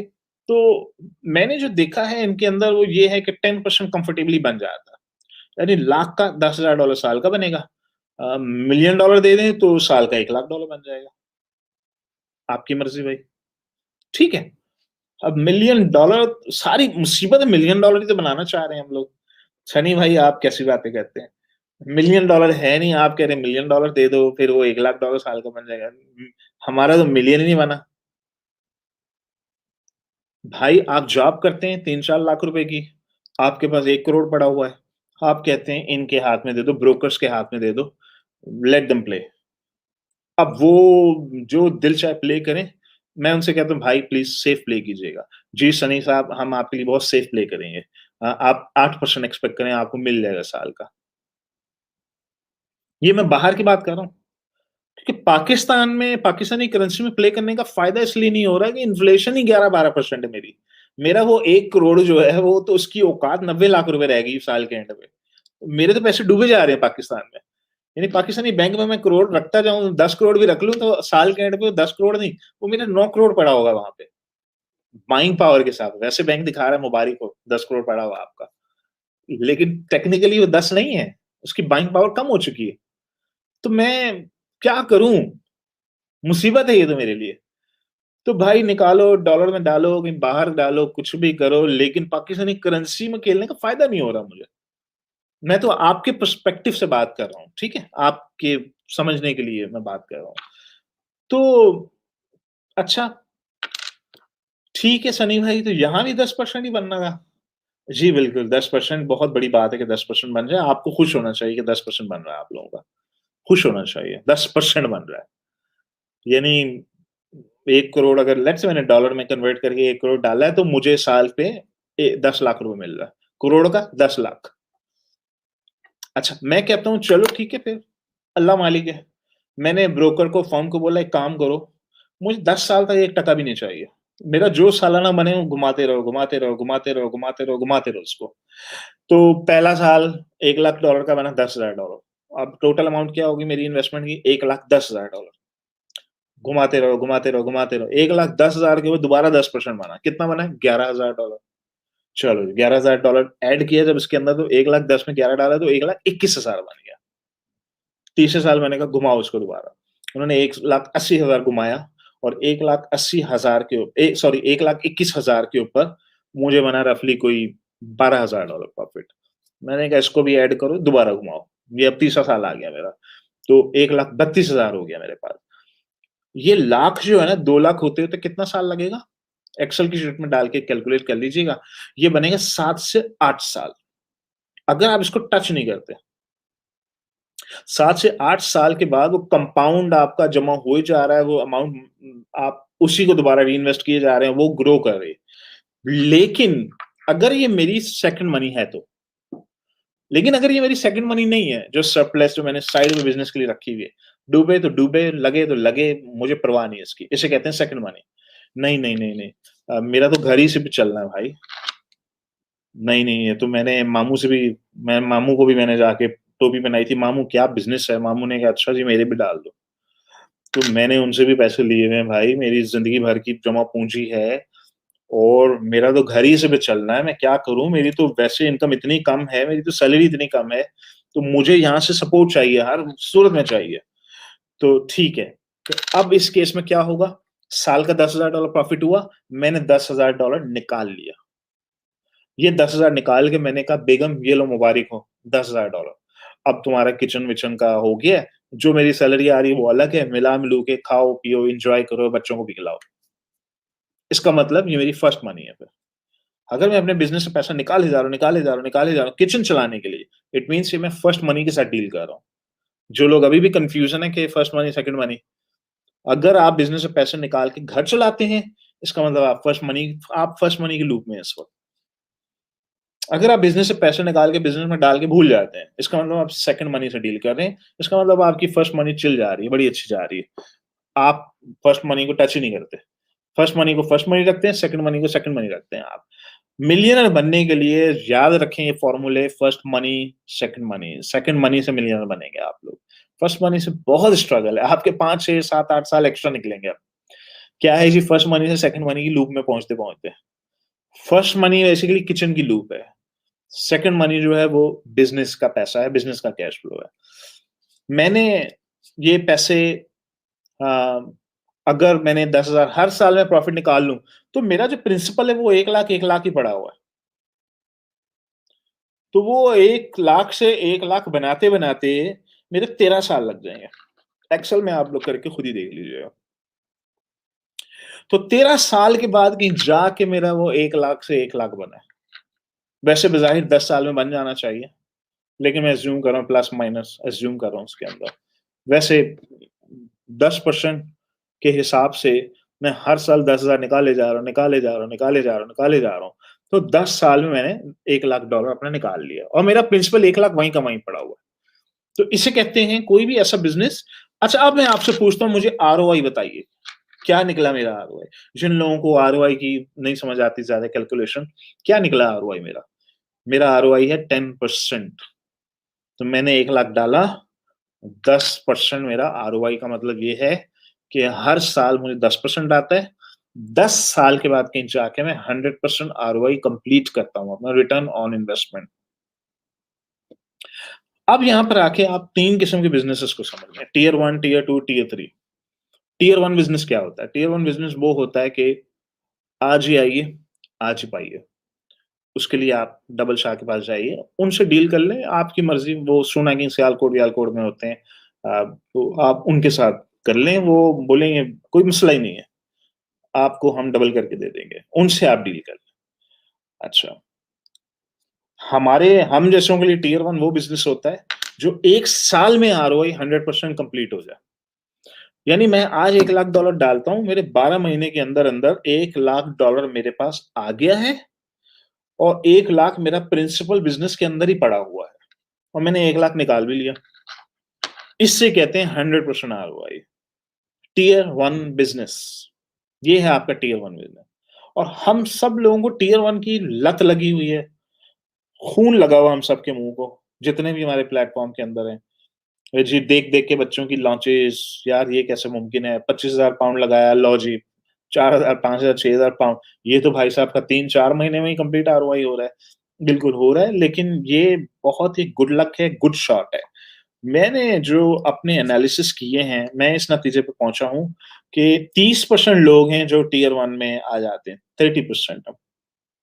हर बंदा नहीं आता, हर बंदे की इतना अच्छा लक नहीं होता, हर बंदे का नहीं है भाई।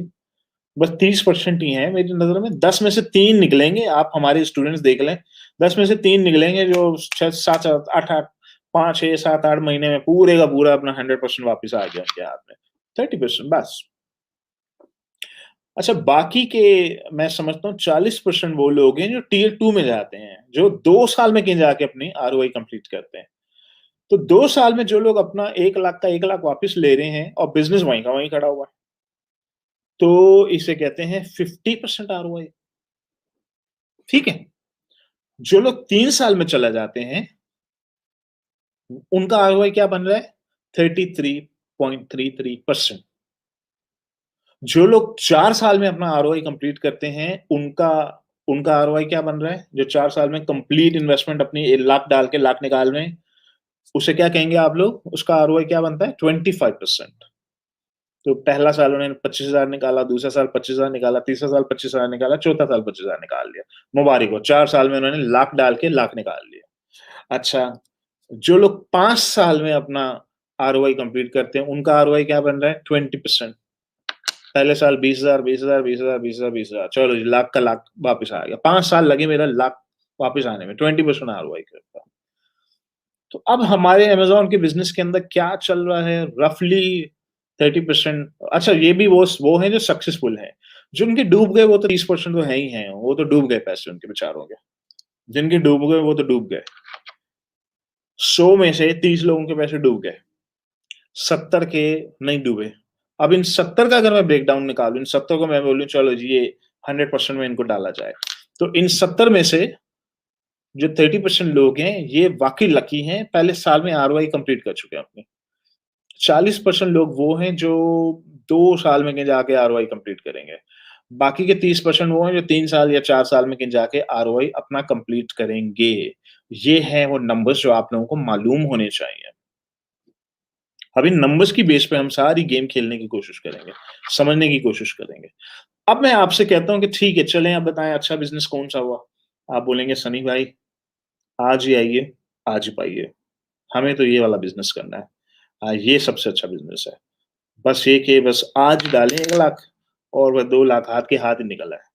हमारे प्लेटफ़ॉर्म में ये लोग 30% ही हैं मुश्किल से, वो भी वो कि जो सक्सेसफुल हो चुके हैं। अगर मैं फ़ेल और सक्सेस दोनों को काउंट करके आपको परसेंटेज निकाल के दूँ, तो ये 10 में से 2 हैं ये। 10 में से 2 लकी स्टूडेंट्स होते हैं या लकी लोग होते हैं, जो 1 साल के अंदर-अंदर आरओआई कंप्लीट कर लेते हैं। ठीक है? अब ज़्यादातर जो है वो टियर 2 में जाते हैं, जो 2 साल में कर रहे हैं, उसके बाद टियर 3, टियर 4, टियर 5 समझ लें आप लोग। ये पॉइंट भी क्लियर हो गया आप लोगों के। आरओआई वाला पार्ट भी समझ आ गया आप लोगों को। तो हमने ये अब हम प्लानिंग अभी हम सारे कॉन्सेप्ट समझ रहे हैं। स्ट्रैटेजी तो अभी आई नहीं हमारी। स्ट्रैटेजी तक हम लोग पहुँचे नहीं हैं। अभी तो कॉन्सेप्ट्स क्लियर करें आप लोग सारे, कि मिलियन डॉलर तक पहुँचने के लिए हम ये पहले कॉन्सेप्ट्स क्लियर कर लें अपने, कि मैं टियर 1 बिज़नेस करना चाहता हूँ या टियर 2 में जाऊँ या टियर 3 में जाऊँ या टियर 10 में जाऊँ। टियर 10 कौन-सा है? टियर 10 यही है आपकी प्रॉपर्टी है, सेफ है, प्रॉपर्टी खरीद लो। इसमें से जो रेंटल आता रहेगा उसको घुमाते रहो, घुमाते रहो, घुमाते रहो, खाना नहीं है। खाना नहीं क्यों? ये सेकंड मनी मेरी। तो ये 10 साल में मुझे सा इनफैक्ट 7-8 साल में पूरी की पूरी अमाउंट मेरे पास आ जाएगी। ठीक है? तो ये मेरी प्रॉपर्टी हो गई, या मैं स्टॉक्स में चला जाता हूँ, वहाँ भी मेरा टियर 10 बिज़नेस है, 10 साल के अंदर मेरी पूरी की पूरी 100% अमाउंट वापस आ जाएगी। तो ये सारे आप लोगों को कॉन्सेप्ट्स क्लियर हो गए। अब आते हैं नेक्स्ट कॉन्सेप्ट के ऊपर। नेक्स्ट कॉन्सेप्ट हमने ये समझना है कि इंग्रीडिएंट्स क्या हैं हमारे एक बिज़नेस ओनर बनने के, हमारे इंग्रीडिएंट्स क्या हैं? मैं सनी भाई, मैं ये बिज़नेसमैन बनना चाहता हूँ और मैंने मिलियनेयर बनना है। तो वो इंग्रीडिएंट्स बता दें मुझे, जो मुझे आज से बिल्ड करने होंगे। वो इंग्रीडिएंट्स ये हैं कि आपके अंदर कुछ एलिमेंट्स होने चाहिए। वो एलिमेंट्स ये हैं कि आपके पास टाइम होना चाहिए। अगर आप मेरे पास आते हैं सनी भाई, मैं 12-13 घंटे जॉब करता हूँ, 14 घंटे जॉब करता हूँ, घर आता हूँ एग्ज़ॉस्ट हो जाता हूँ। अब बताएँ मेरा मिलियनेयर बनने का क्या चांस है? It's very hard, it's very hard. आपके पास तो टाइम ही नहीं है भाई। आप लोग लकी हैं कि आपके लिए हमने एक प्रोसेस ऐसा बना दिया कि 2 बीसी-बीसी के स्टूडेंट आपस में पार्टनरशिप कर लो, एक बहुत बिज़ी है, एक बाबा है, एक बच्चा है, तो चलो आप दोनों मिल के 50-50 बना लेना। तो चलो हमने वो प्रोसेस डेवलप कर लिया आपके लिए। अदरवाइज़ क्या ऑप्शन था आपके पास? तो आपको किसी भी बिज़नेस के अंदर मिलियनेयर बनने के लिए आपको चाहिए time. Time is very important. Second आपको चाहिए इंटेलेक्ट, आपको इंटेलेक्ट भी चाहिए। अ, बेवकूफ़ों के लिए तो इट्स वेरी हार्ड। ज़िंदगी बहुत मुश्किल हो जाती है। एक बेवकूफ़ इंसान जो है बेचारा स्ट्रगल ही करता है हमेशा। और जो लोग पेसिमिस्ट होते हैं उनका भी कुछ नहीं होने वाला। तो पेसिमिस्ट बंदा पहले ही फैसला कर लेता है ये नहीं होगा, हमसे नहीं हो पाएगा, ये बहुत मुश्किल है, ये सब बहुत डिफ़िकल्ट लग रहा है, ये सब बकवास है, ये सब फ्रॉड है, ये कोरोना-वोरोना सब टोपी ड्रामा है, ये सब पूरी दुनिया ने मिल के हमें बनाया हुआ है। ऐसे कोरोना नाम की कोई चीज़ नहीं है। वैसे कुछ भी नहीं है। ये सब हमें बना रहे हैं। ये बेवकूफ़ लोग हैं, जो इन थ्योरीज़ के ऊपर ज़्यादा जाते हैं। हर चीज़ में पेसिमिस्ट, लगता है ये कोरोना फिनिश नहीं होगा। ये अब 5 साल तक के लिए कहीं नहीं जा रहा। जबकि ऑप्टिमिस्ट बंदा जो होता है वो कहता है सही है, सिरिंज-विरिंज आ जाएगी, वैक्सीन लग जाएगी, सब हो जाएगा। तो ठीक है, सब खुल जाएगा। हम बिज़नेस करो भाई, हमने आगे बढ़ना है। तो पेसिमिस्ट ऑप्टिमिस्ट लोगों में काफ़ी फ़र्क है। तो पेसिमिस्ट जो बंदा होता है वो बहुत ज़्यादा नेगेटिव है। तो आप अगर नेगेटिव हैं, आप इंटेलेक्चुअली लो हैं, आपके पास एक तो टाइम भी कम है, तो आपके मिलियनेयर बनाने के चांसेस ऑलमोस्ट निल हो जाते हैं, ऑलमोस्ट निल है। तो मिलियन डॉलर बनाने के लिए आपको ऑप्टिमिस्ट होना पड़ता है, आपको हाई इंटेलेक्ट होना पड़ता है, आपके पास टाइम भी होना चाहिए और फिर आपके पास सेकंड मनी होनी चाहिए। ठीक है? अब हम आते हैं दोबारा घूम के दोबारा उस तरफ आते हैं। अच्छा, अब एक शख्स मुझे कहता है सनी भाई मैं $1,00,000 मेरे पास है। अब मैं $1,00,000 से मिलियन डॉलर कैसे बनाऊँ? ठीक है, एक्सेल की शीट में डाल दें आप। एक्सेल की शीट में डाल दें $1,00,000 और दूसरे कॉलम के अंदर 10% से ग्रो करना शुरू करें उसको। 10% के तो बहुत ऑप्शंस हैं आप लोगों के पास। 10% वाले बिज़नेसेस की तो वैसे ही कमी नहीं है। खाली स्टॉक्स में भी डाल देंगे, वहाँ भी 10% बन जाएगा। बहुत स्कीमें मिलेंगी आपको 10% वाली। तो 10% वाली कोई रॉकेट साइंस तो है नहीं। तो आप एक्सेल की शीट में डाल के देख लें, खुद ही देख लें। मैं देख लेता हूँ। मैं अगर यहाँ पे अ, 10% के हिसाब से कैलकुलेट करूँ, तो मेरे $1,00,000 के ऊपर 10% की रफ्तार से अगर मैं ग्रो करना शुरू कर दूँ और ये मेरी सेकंड मनी मैं इसको टच नहीं करूँ, घुमाता रहूँ, 14 साल में के जाके $3.5 लाख बनेगा ये, 14 साल में। 14 साल मैंने रफ रखा हुआ है कि भाई इससे ज़्यादा ना ही हो तो बेहतर है। तो 14 साल में के जाके $3.5 लाख बन रहा है।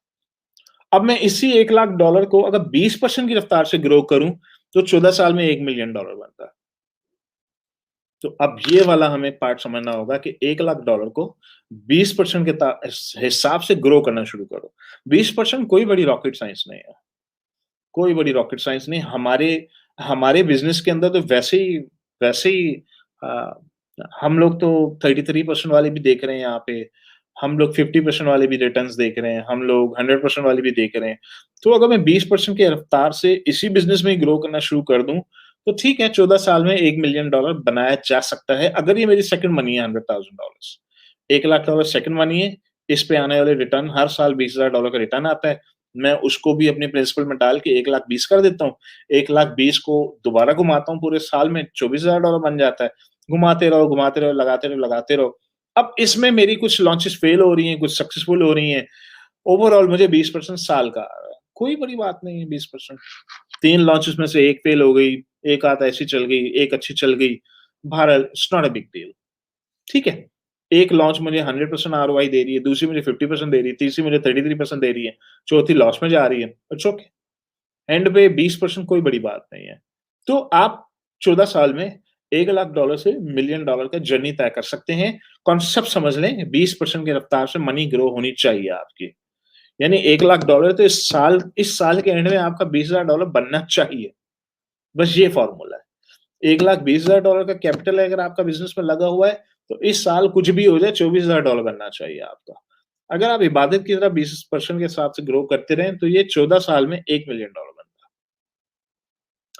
अच्छा, मैं $3,00,000 को 20% की रफ्तार से ग्रो करता हूँ। $3,00,000 जिसके पास है, वो कहता है जी मैं 20% की रफ्तार से इसको ग्रो करता हूँ। तो ये बनता है 10 साल के अंदर $1.5 मिलियन। इसे $1 मिलियन तक पहुँचते-पहुँचते 7वाँ या 8वाँ साल लग रहा है। 7 या 8 साल के अंदर-अंदर ये $1 मिलियन तक पहुँच जाता है ये वाला बंदा। ये कॉन्सेप्ट मैं एक्सप्लेन कर रहा हूँ, मुझे पता है हर बंदे के पास $1,00,000 नहीं है, हर बंदे के पास $3,00,000 नहीं, कोई बात नहीं। हम उसकी बात करेंगे फर्स्ट मनी के ऊपर, जब हम फर्स्ट मनी के ऊपर आएँगे। अभी हम उनकी बात कर रहे हैं जो सेकंड मनी के ऊपर बैठे हुए हैं, ठीक है? चलें, ये पार्ट भी क्लियर हो गया आप लोगों को। अच्छा, अब आ जाइए, अब हम ये समझने की कोशिश करते हैं कि ठीक है सनी भाई मुझे आइडिया हो गया, जिस बंदे के पास 1 लाख है, वो 20% की रफ्तार से 14 साल लेगा, जिसके पास 3 लाख है, वो 20% की रफ्तार से 7-8 साल लेगा। जिसकी किस्मत अच्छी हुई हो 40% की रफ्तार से जिसने ग्रो किया है, वो तो तीसरे चौथे साल ही $1,000,000 बना के बैठा हुआ होगा। अब मैं आपको साद और मुबीन के अकाउंट का एक एग्ज़ाम्पल दे देता हूँ। साद का अकाउंट, साद ने मुझे नंबर्स भेजे अभी कुछ दिन पहले। मैंने साद को कहा साद अभी मैं सोच रहा हूँ फ्लिप करूँ अकाउंट को, क्योंकि साद के अकाउंट में मुझे याद नहीं है वैसे एग्ज़ैक्ट नंबर, शायद मैंने $13,000 लगाया था या $14,000 लगाया था, कुछ ऐसे ही था। मैंने साद साद और मुबीन 3 साल से है ना इस बिज़नेस के अंदर। ये मेरे पुराने स्टूडेंट्स हैं, 2018 के हैं या पता नहीं 17 के हैं, 18 के होंगे। मैंने साद और मुबीन के अकाउंट को वैल्यूएट किया, ये लोग लंकावी आए थे मिलने के लिए मुझसे, मलेशिया में। तो मैंने इनके अकाउंट को देख के कहा भई आप लोगों का अकाउंट मेरा ख़्याल है रफ़ली $45,000 की इसकी वैल्यूएशन है। पता नहीं कितनी थी, मैंने कहा कि जी मैं अपना हिस्से का $13-14,000 जो भी बनता है मैं आप लोगों को दे देता हूँ। तो 33% मैं आप लोगों के अकाउंट का ले लेता हूँ। अच्छा, अब साद भी जॉब करता है, मुबीन भी जॉब करता है और मैं भी बिज़नेसमैन हूँ, मुझे भी पैसों की ज़रूरत नहीं है। तो अब मुझे आप ये बताएँ ये हमारी सेकंड मनी हुई कि फर्स्ट मनी हुई? ये हमारी सेकंड मनी है। यानी कि सेकंड मनी ये वो मनी है कि जिसको हम कहते हैं घुमाते रहो, आए ना आए मुझे कोई फ़र्क नहीं पड़ता। उन्हें भी नहीं पड़ता, मुझे भी नहीं पड़ता। तो कंफर्टेबली ग्रो करो इस अकाउंट को। अच्छा, इस अकाउंट के अंदर प्रॉफ़िट जमा हुए जा रहा है, हुए जा रहा है, हुए जा रहा है। हमने इसके अंदर एक और लॉन्च कर दी। हमने इसके अंदर सेकंड प्रोडक्ट लॉन्च की। सेकंड प्रोडक्ट के ऊपर शायद $50,000 लगाया हमने। लेकिन ये वो $50,000 हमने जेब से इंजेक्ट नहीं किया, ज़रूरत ही नहीं पड़ी। अकाउंट के अंदर प्रॉफिट जमा हुए जा रहा है, हमने वही $50,000 दोबारा घुमा के सेकंड लॉन्च कर दी। अच्छा, फिर प्रॉफिट हुए जा रहा है, हुए जा रहा है, सेकंड लॉन्च से भी प्रॉफिट आना शुरू हो गया। हमने उसी पैसे को घुमा के थर्ड लॉन्च कर दी। अब इस अकाउंट के अंदर 3 प्रोडक्ट्स चल रहे हैं और ये तीसरा साल चल रहा है।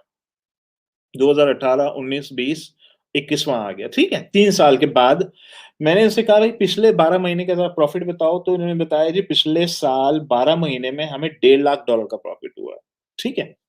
अच्छा, अब म मज़े की बात है अगर मैं इसका आरओआई कैलकुलेट करूँ तो आरओआई क्या था इसका? आरओआई तो $45,000 था। तो $45,000 तो फिर हम ज़माना पहले रिकवर भी कर चुके हैं। तो फिर इसका आरओआई क्या? इसका तो आरओआई मेरा ख़्याल है वो पहले साल ही हो गया था कंप्लीट। 45,000 तो निकल आया था इसका। फिर हमने मज़ीद पैसे डाले, तो अब इसका आरओआई क्या है फिर? इसका आरओआई कैसे कैलकुलेट करें? क्योंकि वो तो 45,000 तो निकल आया उस किसी बहुत पहले निकल आया और अब ये तो $1.5 लाख पे जा चुका है। मैंने कहा अच्छा 12 महीने इस साल 2021 की प्रोजेक्शन दो मुझे इस अकाउंट की। तो इन्होंने प्रोजेक्शन निकाली थी इस साल जिस स्पीड से अकाउंट ग्रो कर रहा है ये जा रहा है $291,000 यानी ऑलमोस्ट $3 लाख का इस साल प्रॉफिट होगा। तो जिसमें $1 लाख मेरा है, $1 लाख साद का होगा, $1 लाख मुबीन का होगा, अगर हम प्रॉफिट निकाल लें तो। अगर हम बोले नहीं निकालो, इसी को घुमाओ, और डालो, next product, next product, next product डालते रहो। या चलें एक काम करते हैं, आज ही इस अकाउंट को बेच देते हैं। आज इस अकाउंट को बेचें तो इन्होंने मुझे निकाल के दिया कि सनी भाई अगर हम प्रोजेक्शन की और पिछले 12 महीने की एवरेज निकाल लें या 6 महीने की एवरेज निकालें, तो वो बन रहा है $18,500 महीने का प्रॉफिट आ रहा है इस अकाउंट का। तो क्या कितने का बिकेगा ये अकाउंट? एम्पायर पे तो हम जा नहीं रहे, एम्पायर पे हम नहीं जा रहे। हम तो कहते हैं आपस में ही बेच लो। इक्विटी अभी पोस्ट लगाइए, अभी बायर मौजूद है इसका, अभी खरीद लेगा कोई भी इसको। मैं कहता हूँ 70% जिसने लेना है अभी ले लो। तो क्या किस किस मल्टीप्लायर पे 26 महीने के ऊपर तो चलें $18,000 मल्टीप्लाई बाय 26 मंथ 36 मंथ्स में नहीं कर रहा। वो एम्पायर है, हम एम्पायर की बात नहीं कर रहे, हम तो पाकिस्तान की बात कर रहे हैं। तो ये बनता है $470,000 $4,17,000 का अकाउंट। अच्छा फिर एक काम करते हैं साथ इसको ऐसा करते हैं अभी नहीं बेचते इसको घुमाते रहो घुमाते चलो एक आध लॉन्च और कर लेते हैं हम लोग। तो ये मिलियन डॉलर कब पहुंचेगा? मिलियन डॉलर का फॉर्मूला बड़ा सिंपल है। मिलियन डॉलर तक पहुंचने के लिए अगर तो आपको 26 महीने की कैलकुलेशन करनी है तो। वैसे अगर मैं एम्पायर की कैलकुलेशन करूं और इस साल के एंड की करते हैं, चलें इस साल के एंड की करते हैं। $24,000 इस महीने, इस साल 12 महीने की एवरेज निकलेगी $24,000 $24,000 मल्टीप्लाई बाय 36 मंथ ये है एम्पायर। एम्पायर इनफैक्ट 40 मंथ्स भी देता है। वो तो 40 मंथ्स भी दे देता है, डिपेंडिंग ऑन अकाउंट कितना चूंकि ये पुराना अकाउंट है, ये नया तो है नहीं। ये तो बहुत ही पुराना हो गया, 3 साल हो गए बाय जब हम एम्पायर में भेजने जाएँगे 4 साल पुराना अकाउंट हो चुका होगा। तो एम्पायर 40 मंथ्स भी दे देगा। तो 24,000 multiply by 40 months $960,000 $1 million US का ये रफली अकाउंट है, अगर हम इसको एम्पायर पे जाके बेचें। लेकिन एक चीज़ ज़हन में रखें, एम्पायर का कमीशन निकलेगा इसमें लेट्स से 10%। तो ये बन जाएगा रफली $9 लाख $9 लाख में से 20% आप क्योंकि यूएस का अकाउंट है, यूएस की एलएलसी है, तो यूनाइटेड स्टेट्स की गवर्नमेंट को आईआरएस को हम टैक्सेस पे करेंगे। 20% टैक्स में चला जाएगा। तो 9 लाख के ऊपर आप 20% निकालें तो पीछे बचेगा $7 लाख $7 लाख हम पुल आउट करेंगे सारे इन्वेस्टर्स। तो 700,000 डिवाइड बाय 3 तो एक-एक बच्चे के हाथ में $2,33,000 आएगा। जिसको मल्टीप्लाई कर दें 160 से तो ये बनता है रफली पौने 4 करोड़ हर बंदे के हिस्से में आ जाएगा। ये एक पॉसिबिलिटी है। लेकिन ये स्टार्ट किससे हुआ था? अच्छा इनकी सक्सेस की मेन वजह क्या है? इनकी सक्सेस की मेन वजह ये है कि ये बिज़नेस इनका सेकंड मनी है। अगर ये बच्चे स्ट्रगल कर रहे होते ना कि जी जॉब नहीं है हमारे पास, सनी भाई इस अकाउंट में जो आ रहा है हर महीने इबादत की तरह हमें निकालने पैसे। क्योंकि इसी से हमारा किचन चलता है। अगर ये इस अकाउंट से के ऊपर किचन चला रहे होते, तो शायद ये इतना ग्रो ना कर पाता। शायद इसमें वो $60,000 ना पड़ा होता। फिर मुझे शायद ज़्यादा पैसे लगाने पड़ते, फिर मैं उनको बोलता भैया आप भी डालो, तो चलो दूसरी प्रोडक्ट लॉन्च करो। फिर स्ट्रगल थोड़ी ज़्यादा होनी थी। क्यों? किचन इनकम लिंक हुई हुई है इस अमेज़न के अकाउंट के साथ। तो इन्हें फ़ायदा किस चीज़ का हुआ? इन्हें फ़ायदा इस चीज़ का हुआ कि इनकी जॉबें हैं, 1-1 डेढ़-डेढ़ लाख रुपए इनकी तनख्वाहें हैं, पैसे आ रहे हैं और इस अकाउंट के अंदर मंथली अगर मैं चेक करूँ क्या हो रहा है, अ, मंथली जो रोटेशन है इन्वेंटरी की वो क्या है?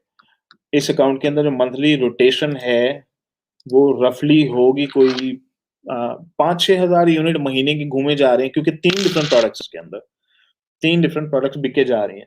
तो महीने के 6,000 यूनिट, महीने के 5 से 6,000 यूनिट घूमे जा रहे हैं और मंथली टर्नओवर है इस वक़्त 60,000 $60,000 और ये ग्रो हुए जा रहा है। ऑफ कोर्स 3 प्रोडक्ट्स हैं इसके अंदर।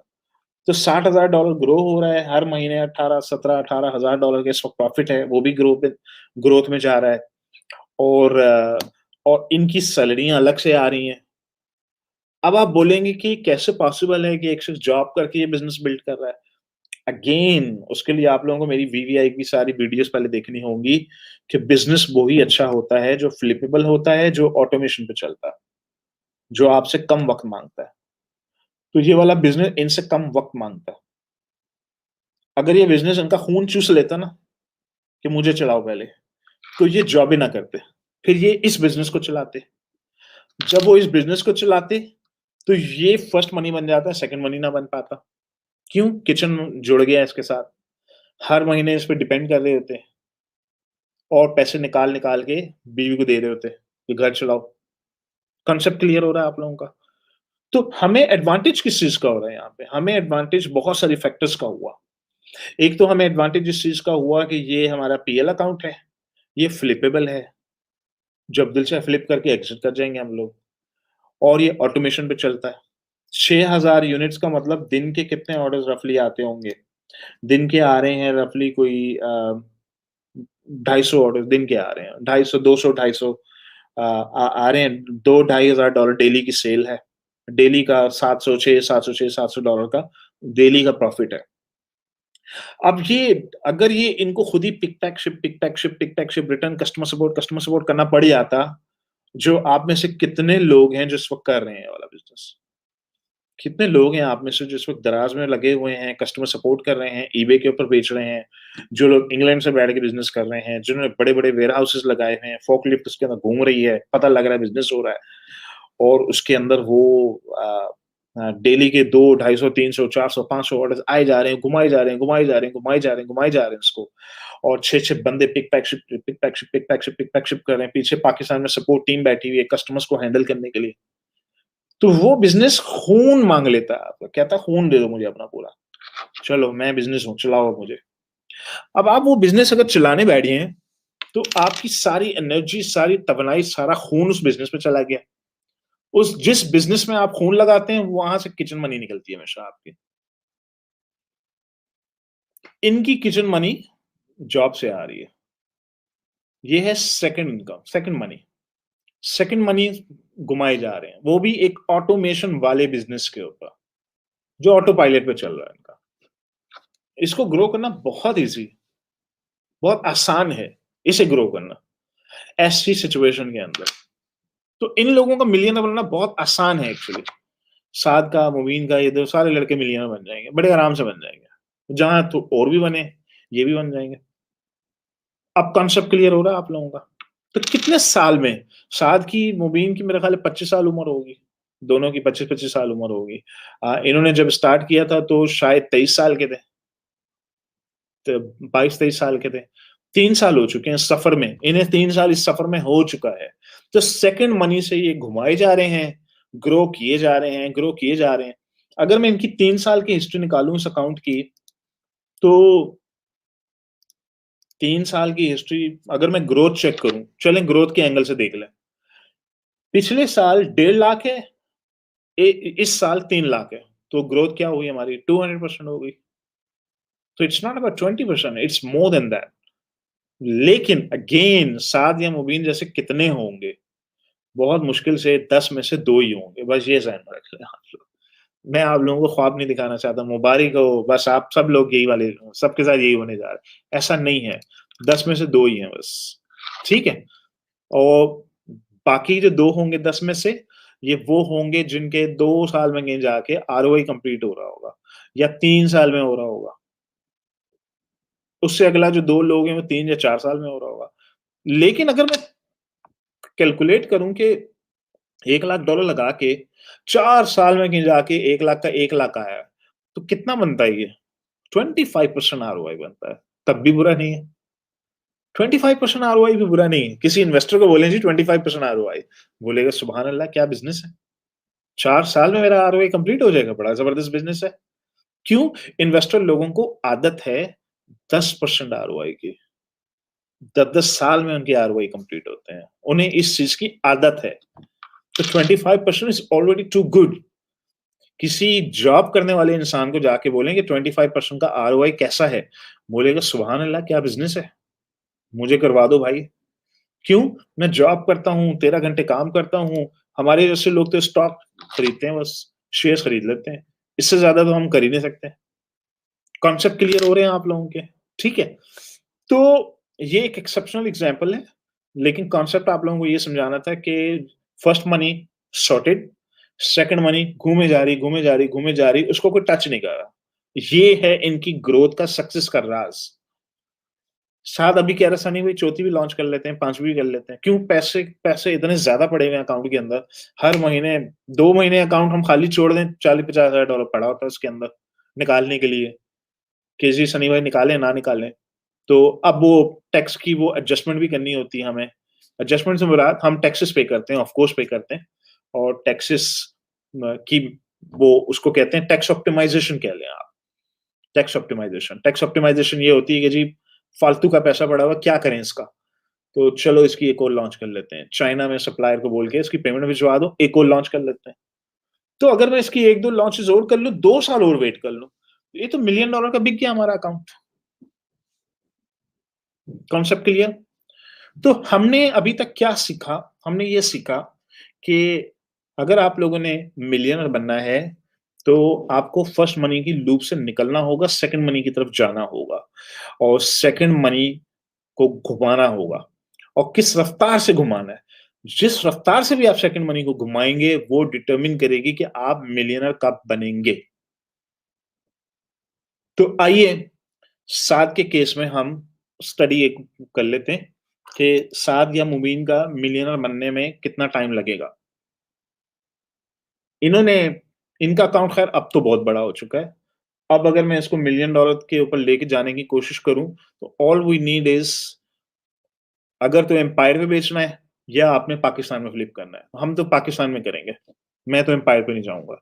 मैंने तो ऑलरेडी सबको बोल दिया कि जी एम्पायर भूल जाइए आप लोग सारे। जब पाकिस्तान में इतनी ज़्यादा डिमांड है, बायर मर रहा है बेचारा खरीदने के लिए, तो हमें क्या ज़रूरत है एम्पायर पे जाएँ। एम्पायर पे जाके 36 महीने का बेचें, 6 महीना वैसे ही वाइप आउट हो गया, पीछे 3 महीना बच गया, 3 महीने से टैक्सेस निकाल दें, वैसे ही आपके 25-26 महीने ही तो बच रहे हैं एंड पे। तो भाई पाकिस्तान में बेचो या वहाँ बेचो, एक ही तो बात है। अनलेस के एम्पायर से 40 महीने की ऑफर आ जाए, फिर बंदा सोचता है कि चलो वहाँ से ज़्यादा बड़ी ऑफर आ रही है। अच्छा, पाकिस्तान में बेचने का सेकंड फायदा क्या है? सेकंड फायदा पाकिस्तान में बेचने का ये है कि इक्विटी फ्लिप हो रही है, अकाउंट फ्लिप नहीं हो रहा आपका। इक्विटी फ्लिप का मतलब ये है कि जी मैं अकाउंट का 70% बेच देता हूँ, 30% रखता हूँ और मैं ये प्रेफ़र करता हूँ। मैं चाहता हूँ कि 30% स्टूडेंट्स अपने पास ही रखें और हम सिर्फ 70% फ्लिप करें। 30% उसकी टाँग फँसाए रखो, ताकि वो रातों को जागता रहे। ये है फ़ॉर्मूला। ये मिस्टेक्स मैं कर चुका हूँ 100% एक्विज़िशन वाली, मज़ा नहीं आया उसमें। तो हमने इस अकाउंट में अगर लेट्स से $30,000 कोई बड़ी बात नहीं है, इसको और ग्रो करते हैं, एक आध और लॉन्च कर लेंगे कोई। तो हमने $30,000 पर मंथ पे अगर इस अकाउंट को पहुँचा दिया और अगर हम इसको पाकिस्तान में फ्लिप कर देते हैं 26 महीने के हिसाब से, तो $30,000 मल्टीप्लाई बाय 26 वैल्यूएशन बनेगी कोई $8 लाख। मैं $8 लाख में से 70% बेचूँगा, जो कि बनेगा $5.5 लाख। बाकी 30% लड़कों को बोलूँगा आप लोगों ने रखना है, ये आप नहीं बेच सकते। तो कोई भी इन्वेस्टर बोलेगा ये लीजिए भाई, 3-4 इन्वेस्टर्स मिल के पूल फंड बनाएँगे, बोलेंगे ये लीजिए पैसे, हम आपके अकाउंट का 70% ऑन करते हैं। अब जो भी प्रॉफिट आ रहा है 70 आप हमें दे दिया करें, हर महीने दे दिया करें। ये है जी सारी गेम। पॉइंट क्लियर हो गया आप लोगों को? अब चलें हमने ये सारा समझ लिया कि सेकंड मनी का ज़्यादा फ़ायदा है, सेकंड मनी से हम लोगों ने बिज़नेस बिल्ड किया और हम किस रफ़्तार से ग्रो करें। अब इनकी रफ़्तार तो ख़ैर बहुत ही ज़्यादा फ़ास्ट है। इनकी रफ़्तार तो ख़ैर अनबिलीवेबल है। मैं एक एवरेज बंदे की मिसाल ले लेता हूँ। $1,00,000 लगा के अगर आपने 50% यानी 2 साल के आरओआई पे इसको ग्रो कर लिया, जो कि डूएबल है, हो रहा है। हमारे पीएल के अंदर अकाउंट बिल्ड हो रहे हैं इस स्पीड से और 2 के मैं बोलूँगा 40% लोगों के तो हो जाते हैं। 20% तो ख़ैर बहुत ही लकी हैं। ये बाकी के 40% इस रफ़्तार से ग्रो करते हैं। तो अ, 50% की रफ़्तार से ग्रो करना अगर आप शुरू करेंगे इसको, तो ये हमारी स्पीड मिलियन डॉलर बनाते-बनाते क्या स्पीड बनेगी हमारी। तो अब मैं इसके अंदर 50% कर देता हूँ इसको और लें जी आपका मिलियन डॉलर बनाते-बनाते 7वाँ साल। 7 साल के अंदर आप लोग मिलियन डॉलर पे पहुँच चुके होंगे अगर आप 50% की रफ़्तार से मनी को ग्रो कर रहे हैं। 50% की रफ़्तार से मनी को ग्रो करने के लिए आपको स्किल चाहिए, स्किल भी चाहिए और आपको बहुत ज़्यादा एक्सपर्टीज़ भी चाहिए, एक्सपीरियंस भी चाहिए। तो ये डूएबल है, ये ऐसा नहीं है कि डूएबल नहीं है। ठीक है जी, ये पार्ट भी क्लियर हो गया। अब आ जाइए फाइनल हम फाइनल पार्ट को डिस्कस कर लेते हैं। फाइनल पार्ट ये है कि ठीक है, हमें ये पार्ट क्लियर हो गया कि अ, अगर तो अच्छा सनी भाई और कोई मेथड ऐसा बताएँ कि जिसको स्पीड में हम कर सकें। यंग लोगों को ये ज़रूर फ़ायदा होता है कि आप लोग लेट्स से मैं इस अकाउंट को बेचता हूँ, $7,00,000 में बेच देता हूँ। $7,00,000 में बेचने के बाद इस $7,00,000 को आप 20% से ग्रो करना शुरू कर दें। अगले साल ही आप मिलियनर बन जाएँगे। आप इस तरह भी तो देखें ना। तो फ्लिपेबल बिज़नेस का ये फ़ायदा है कि आपने एक बिज़नेस स्टार्ट किया। मैं एग्ज़ाम्पल लेता हूँ किसी ऐसे स्टूडेंट की जिसने अ, आज बल्कि किसी की एग्ज़ाम्पल देख लेते हैं। आज किसकी पोस्ट आई थी? नफ़ीसा की आई है, राइट? ऐसा ही है? अच्छा नफ़ीसा के अकाउंट को देख लेते हैं। नफ़ीसा का जो अकाउंट है 25,000 पाउंड में स्टार्ट हुआ है। 25,000 पाउंड में स्टार्ट हुआ है जबकि उसका जो रिटर्न रिटर्न की स्पीड देख लेते हैं हम लोग क्या है। पिछले महीने 6,000 है, इस महीने 4,500 पाउंड है। तो जिस रफ्तार से ये अकाउंट दौड़ रहा है इस वक़्त, ये 25,000 पाउंड रिकवर होते-होते 7वें महीने में 7 महीने में पूरे का पूरा 25,000 पाउंड वापस आ गया। अच्छा अब 7 महीने में अगर नफ़ीसा का पूरे का पूरा अमाउंट वापस आ गई तो ये तो आपका 150% की रफ्तार से अकाउंट ग्रो कर रहा है या 170% की रफ्तार से जा रहा है। अगर तो इसी तरह ग्रो करता रहा। यानी कि ये भी उन टॉप 20% अकाउंट्स में ही आता है फिर इसका मतलब। तो चलें इस अकाउंट में नफ़ीसा का मिलियन डॉलर का एक टाइमलाइन हम स्टडी करने की कोशिश करते हैं कि नफ़ीसा को कितने साल लगेंगे मिलियन डॉलर बनाते-बनाते। चलें, इस रफ्तार से ग्रो करते हैं। 25,000 पाउंड से 25,000 से स्टार्ट करते हैं और 150% की रफ्तार से ग्रो करते हैं इसको। तो $25,000 लगा के साल में निकलेगा $37,500 का प्रॉफिट निकलेगा। अब मैं इसको कुछ सालों में वो कर देता हूँ।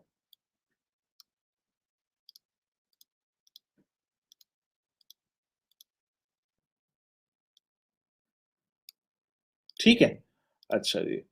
ये 5वें साल मिलियन डॉलर पे जा रहा है। अगर ये अकाउंट इसी तरह ग्रो करता रहा, तो ये 5 साल में $1 मिलियन का प्रॉफिट यानी कि $1 मिलियन का बना चुका होगा। 5 साल के अंदर-अंदर। अगर हम इसको 5 साल इसी तरह, इसी रफ्तार से चलाते रहे। अच्छा, इससे ज़्यादा अगर स्पीड में करना है आप लोगों ने, इससे ज़्यादा अगर आपने स्पीड में इसको करना है, अगर ग्रो करना है, तो वो है आप एग्ज़िट करें, आप फ्लिप कर दें इस अकाउंट को। फ्लिप का प्रोसेस ये है कि मैं इस अकाउंट का मंथली प्रॉफिट निकालता हूँ फॉर एग्ज़ाम्पल 5,000 पाउंड। तो 5,000 पाउंड को अब आप मल्टीप्लाई कर दें 26 मंथ से,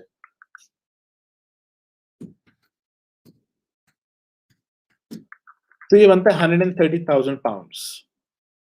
और ये डूएबल है with in few months like 6 to 7 months। 1,30,000 pound let's say Nafisa ने बिल्ड कर लिया, 1,30,000 पाउंड नफीसा लेके क्विट करती कि ठीक है 1,30,000 पाउंड में रख लेती हूँ।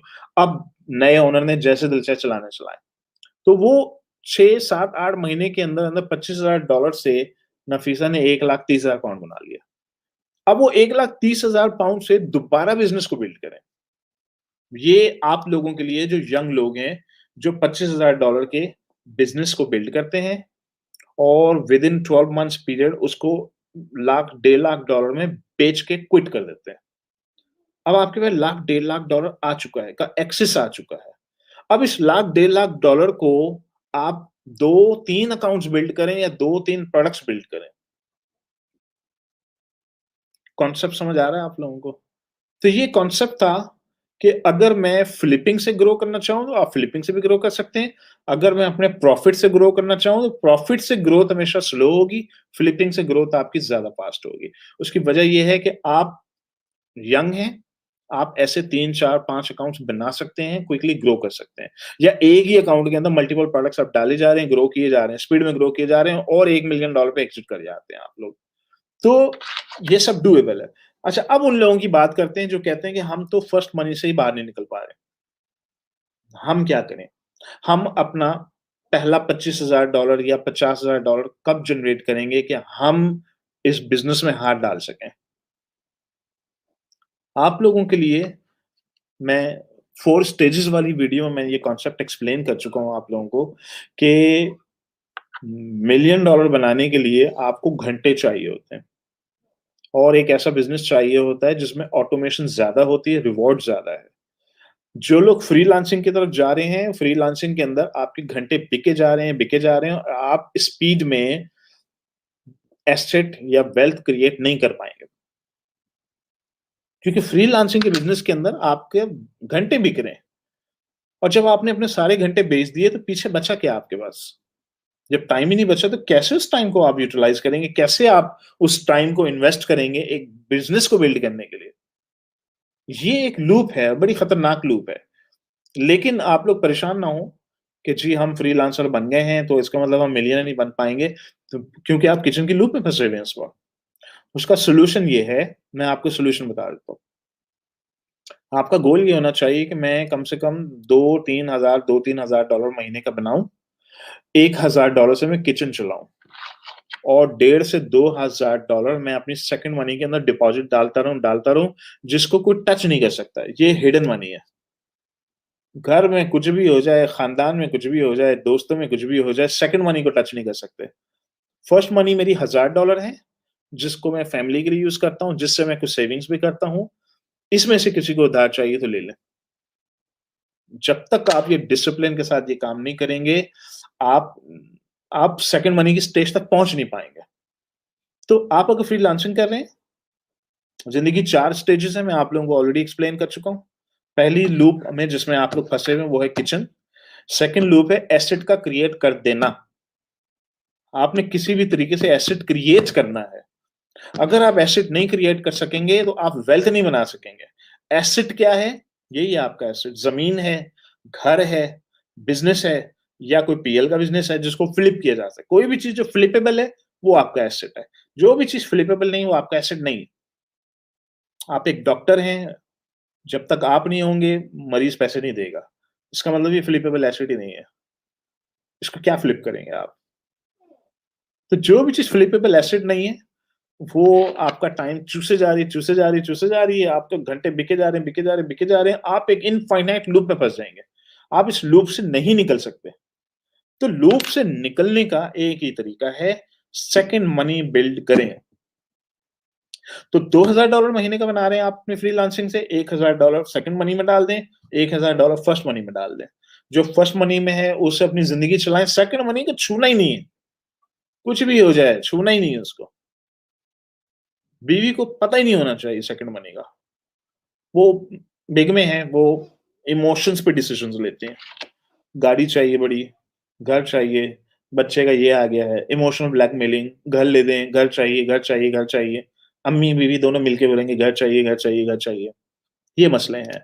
तो अनलेस कि बीवी बहुत कंजूस है। अगर बीवी बहुत कंजूस है, एक्सीलेंट, फिर तो फ़ायदे में हैं आप। उसको बोलें ये $1000 सेकंड मनी का है, इसको तो भूल जाओ डाल के। वो कंजूस बीवी तो वैसे ही हाथ ही नहीं लग किसी को लगाने भी नहीं दे आपको भी नहीं आपको भी बड़ी मुश्किल से बाद में लगाने देगी।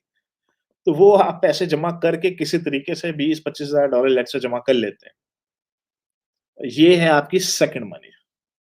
सेकंड मनी से कहीं जाके आप एक बिज़नेस स्टार्ट करेंगे और आप होप करते हैं, आप उम्मीद करते हैं कि वो टियर 1 हो। आप उम्मीद कर रहे हैं कि अल्लाह करे मेरा बिज़नेस टियर 1 हो और मैं स्पीड में उसको ग्रो करके पहले साल में अपना 25 से 25 निकाल लूँ, आइडियली।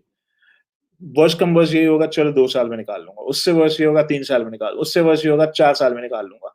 4 साल में निकालने के बाद भी 25% आरओआई इज़ नॉट बैड। ठीक है? That's the only way that's the only way कि आप अपना जर्नी फ्रीलांसिंग से all the way to asset पे पहुंचाएं अपने आप को फर्स्ट मनी से सेकंड मनी पे लेकर आए सेकंड मनी से बिजनेस स्टार्ट करें और उस बिजनेस से होप करें कि आप किसी तरीके से इसको 25, 30, 40, 50% की रफ्तार से ग्रो कर सकें इस मनी को दैट इज एक्सीलेंट अगर आप ऐसा करने में कामयाब हो जाते हैं डूएबल है बहुत से लोगों ने किया आप भी कर सकते हैं ये पॉइंट भी क्लियर हो गया आप लोगों को जिंदगी की तीसरी स्टेज जिंदगी की तीसरी स्टेज है investor so kitchen asset investor institution जिंदगी की तीसरी स्टेज है इन्वेस्टर बन जाना दुनिया का सबसे बेहतरीन बिजनेस है इन्वेस्टमेंट दुनिया का सबसे अच्छा बिजनेस है इन्वेस्टमेंट मैं एज अ इन्वेस्टर बच्चे खरीद लेता हूँ दुनिया का बेहतरीन बिजनेस ही यही है कि बच्चे खरीदें आप बच्चा मिलियन बना देगा आपको बच्चे खरीदें बच्चे खरीदें बच्चे खरीदें जितने भी ओवरसीज पाकिस्तानी हैं अगर आप लोगों ने मिलियनर बनना है भाई बच्चे खरीदें हमारे पास टाइम नहीं है आपके पास पैसे हैं, आपके पास सेकंड मनी है, बहुत लकी हैं कि आपके पास सेकंड मनी है। जिसके पास जितनी बड़ी सेकंड मनी है वो उतना ही लकी है। बस ये कि मनी को ग्रो करने का आर्ट आना चाहिए। 50% की रफ्तार से भी ग्रो कर लें एक्सीलेंट है। आप बड़े आसानी से मिलियनर बन जाएंगे। $1 लाख के ऊपर 50% की रफ्तार से ग्रो करें आप इसको $1 लाख को अगर मैं 50% की रफ्तार से ग्रो कर लूं तो ये कितने अरसे में मिलियन डॉलर बन जाएगा मेरा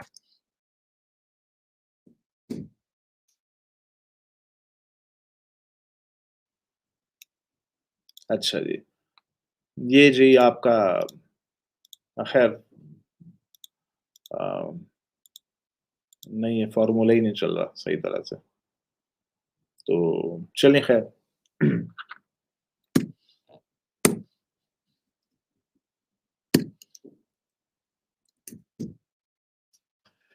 खैर बड़ी स्पीड में अगर आप 50% की रफ्तार से उसको ग्रो कर लेते हैं एनीवेज व्हाटएवर इट इज तो फर्स्ट मनी से सेकंड मनी का सफर कैसे तय करेंगे आप फ्रीलांसिंग कर रहे हैं जो भी कर रहे हैं कुछ भी कर रहे हैं आधा पैसा किचन आधा पैसा सेकंड मनी के नाम दैट्स द ओनली वे यही एक तरीका है और जब आपके पास एक reasonable kitchen reasonable second money generate हो जाती है उस सेकंड मनी को डबो दें डबोने का गुर्दा चाहिए अब आपको डबो दें स्टॉक स्टॉक में डालेंगे तो फिर एम्प्लॉय लोग डालते हैं जिन लोगों का एम्प्लॉय माइंडसेट होता है वो डालते हैं स्टॉक में डाल दो शेयर खरीद लो प्लॉट ले लो बस ज्यादा रिस्क ना हो 10% की रफ्तार से ग्रो करे 10 साल में मेरे पूरे पैसे वापस आ जाएं it's good enough for me ठीक है वो लोग उनको भी ये सूट करता है हर इंसान हर तरह का नहीं होता लेकिन आप कहते हैं जी मैंने तो मिलियनर बनना है तो बस एक ही रास्ता है आपके पास एसेट बिल्ड करें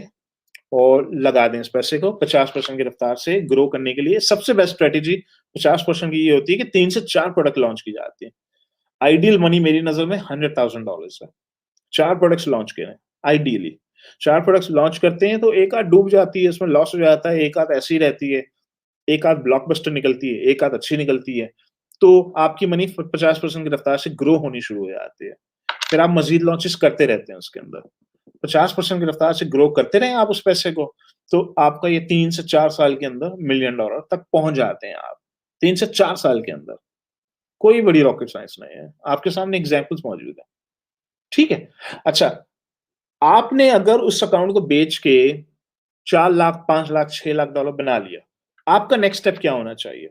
इन्वेस्टमेंट। अब आप इन्वेस्टर बने। अब आप इन्वेस्टर बन जाओ। अब आपको इन्वेस्टमेंट्स मल्टी मिलियन डॉलर बना सकते हैं अगर आप इन्वेस्टर बन जाते हैं। मैंने $1 मिलियन लगाया था अपने स्टूडेंट के साथ, मेरा $5 लाख का नुकसान हुआ उसके अंदर। लेकिन बाकी का जो $5 लाख है उससे मैंने $1.5 मिलियन बना लिया। बड़ा पैसे डूबेंगे तो बनेंगे भी आपके। इधर डूब रहे हैं, इधर बन रहे हैं, इधर डूब रहे हैं, इधर बन रहे हैं। इन्वेस्टमेंट्स का ये फायदा है।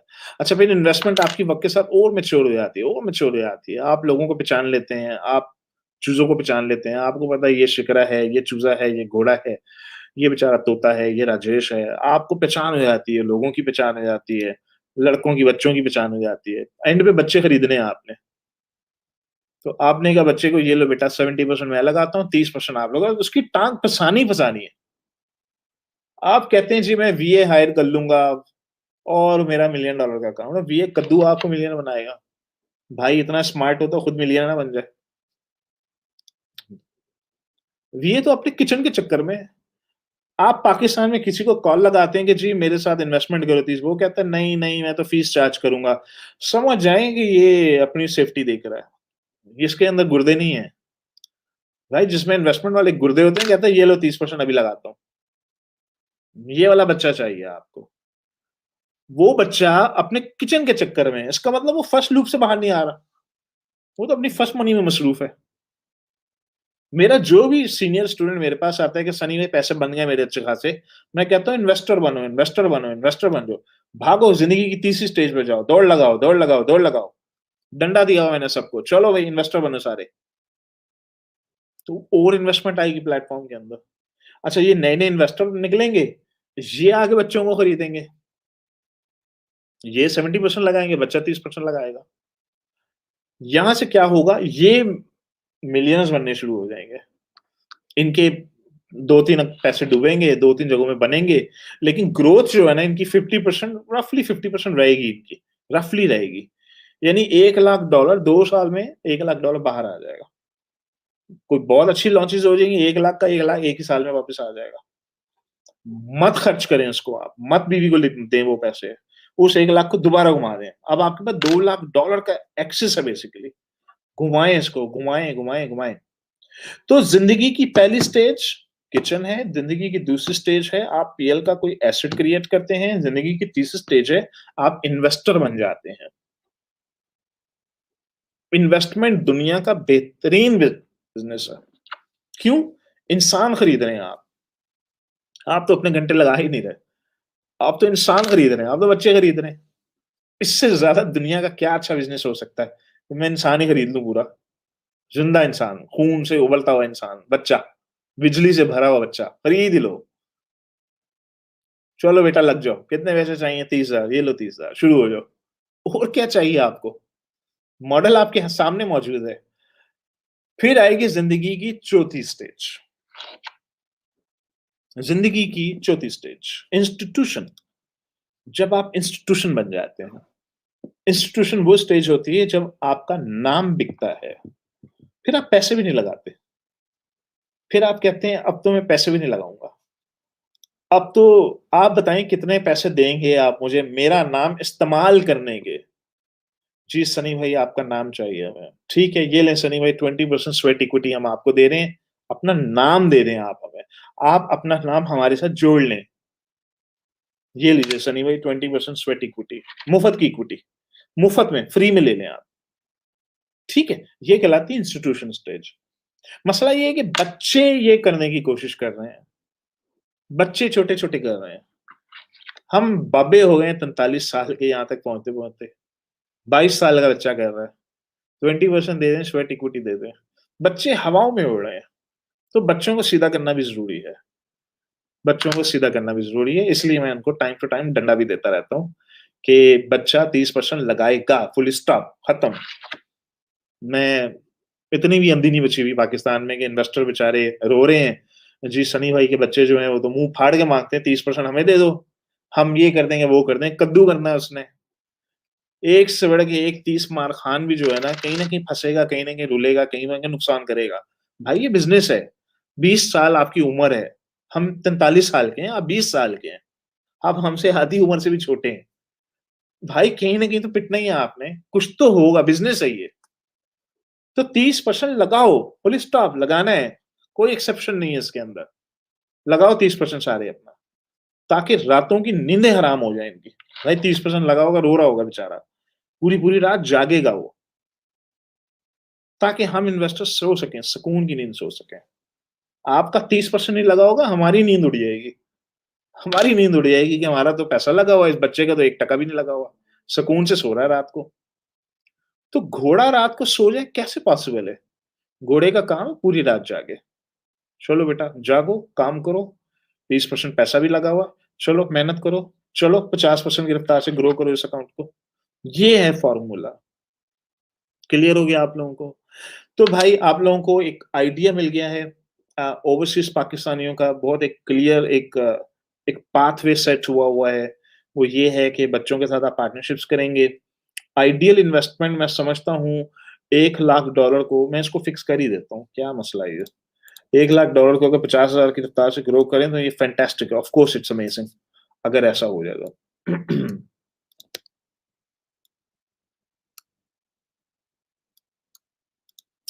और अम,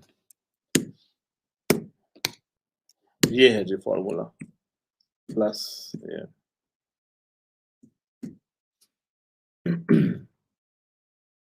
अच्छा, अच्छा, अच्छा। उसका असल फॉर्मूला ये था।